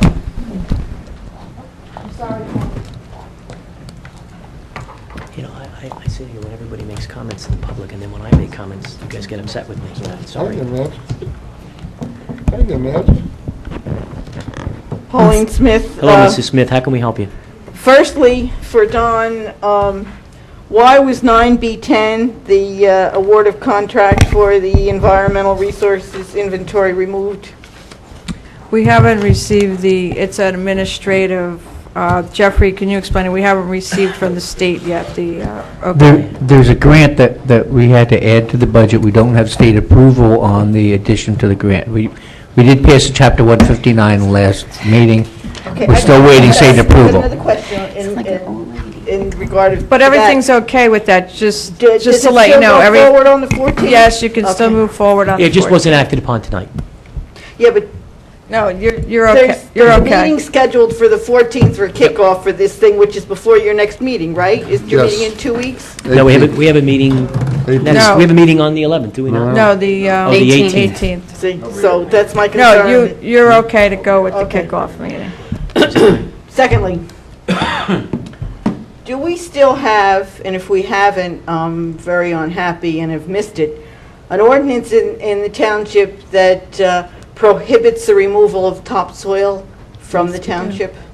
Yes, we do. We do. Well, last week you voted on removal to fresh kills. Now, why in the hell did you do that? To be perfectly blunt, I mean, the topsoil, you didn't have to let it go. I thought I never heard, Topsoil can be removed, but it has to meet certain conditions. I thought it said fill. It didn't say topsoil, I thought it said fill dirt. I thought it said topsoil. It said fill dirt. Yeah, I was wondering what you were Topsoil. talking about. I could have sworn that, I I'll don't know. defer to Mr. Nunziato as to what it was. No, it is topsoil, absolutely, Right. yes. Well, I agree. I wouldn't have let it go. And I'm sorry I didn't get up and say something about it that night, but it didn't. We couldn't speak ahead of time. Please don't let that happen. Do you know, our good soil, that we need to grow things and keep Howell green and take care of our people, shouldn't be going to a landfill anywhere, with or without permission. I'd like to address the situation, the very muchly discussed overtime for the police. Of all the things, and I'm not saying you shouldn't check up on it. You should check up on everything. Please let me step back one. I wanted to say something else first. The discussion about the shade tree fund, when I was on the first council, just by way of reminding, you don't need to know, I don't need to, it's nothing special. I was on the first council in this new form of government. So since it was all new to us, several of us who were elected and several other people took some college courses in governmenting. I did. Very first thing they told us was, the money is our responsibility. The money's your responsibility. I don't care what kind of expertise there is. They do their jobs, you look over their shoulder, it's your job, all 5 of you, the money. Okay? So, and I'll go on from there. When I was on council again, we got police reports. Do you get the police reports? You don't have to tell me, I just figure, do you read them over? Do you know what the police are doing? That you should. And consequently, with all the information submitted for budgeting and for everything, between, I know with Chief Carter and our police personnel and the council and necessary people, that you should know what's going on from all that information. And you have to realize that just by the nature of what it is, overtime is a necessity. I don't care if you had 3 times what you needed. Overtime is a necessity. When somebody's arrested, there's a problem, whatever, it's that person or people's responsibility to finish up, to make reports and finish up. They can't just go home at 5 o'clock the way 9 to 5 people can. They're not going to, that should be paid for. It has to be paid for. That's overtime. If a patrolman, officer of any kind, detective, whatever their capacity, has to go to court, which is very often grand jury, traffic court, whatever it is, if it's their day off, that's overtime. If they're working, somebody has to come in and cover them. That's overtime. So overtime is an absolute necessity. My only suggestion as to how to control that is to think about it when you want to bring in what some people think are big and important and good for Howell, and I know are not. Every time you approve a shopping center, sports complex, that takes police. One police officer and his benefits and his overtime is a big expense. These things aren't ratables when you have to provide the service for them. Services. The only real ratables we have in Howell Township is farm assessed land, because it requires nothing. So when you, and in my opinion quite often, they're pie in the sky projects. When you vote on them to spend our money, you're also spending for police officers. It's a big expense. It's a necessary expense. But I don't think it's taken into consideration when you consider what I consider to be the ratables chase. We don't have ratables because the services required are greater than taxes paid. And that's what a rateable is. It's supposed to subsidize our taxes. We subsidize them. Those big shopping centers down Route 9 are an attractive nuisance. The police have to go there. It's necessary to protect other people that go there, to have the police. See how many calls go there. Next time you want to do a pie in the sky project, think about that, and please include the cost of police protection, because they deserve every single penny that they get. We have an excellent police force, and we're lucky to have them. So I think that's the only way to control any kind of overtime or expense, is not to let it get greater by your decisions. Think about it next time. Thank you. Thank you, Mrs. Smith. All right, we're going to close the public portion. As a reminder, our next regular meeting is Tuesday, September the 18th. Executive session begins at 6:30. Regular portion is slated to begin at 7:30. Mrs. Schlegel, is there any other business for this evening? That's it, Mayor. Okay, we need a motion to adjourn. Motion to adjourn, Mayor. All those in favor? Aye. Aye. Have a good evening. Whatever you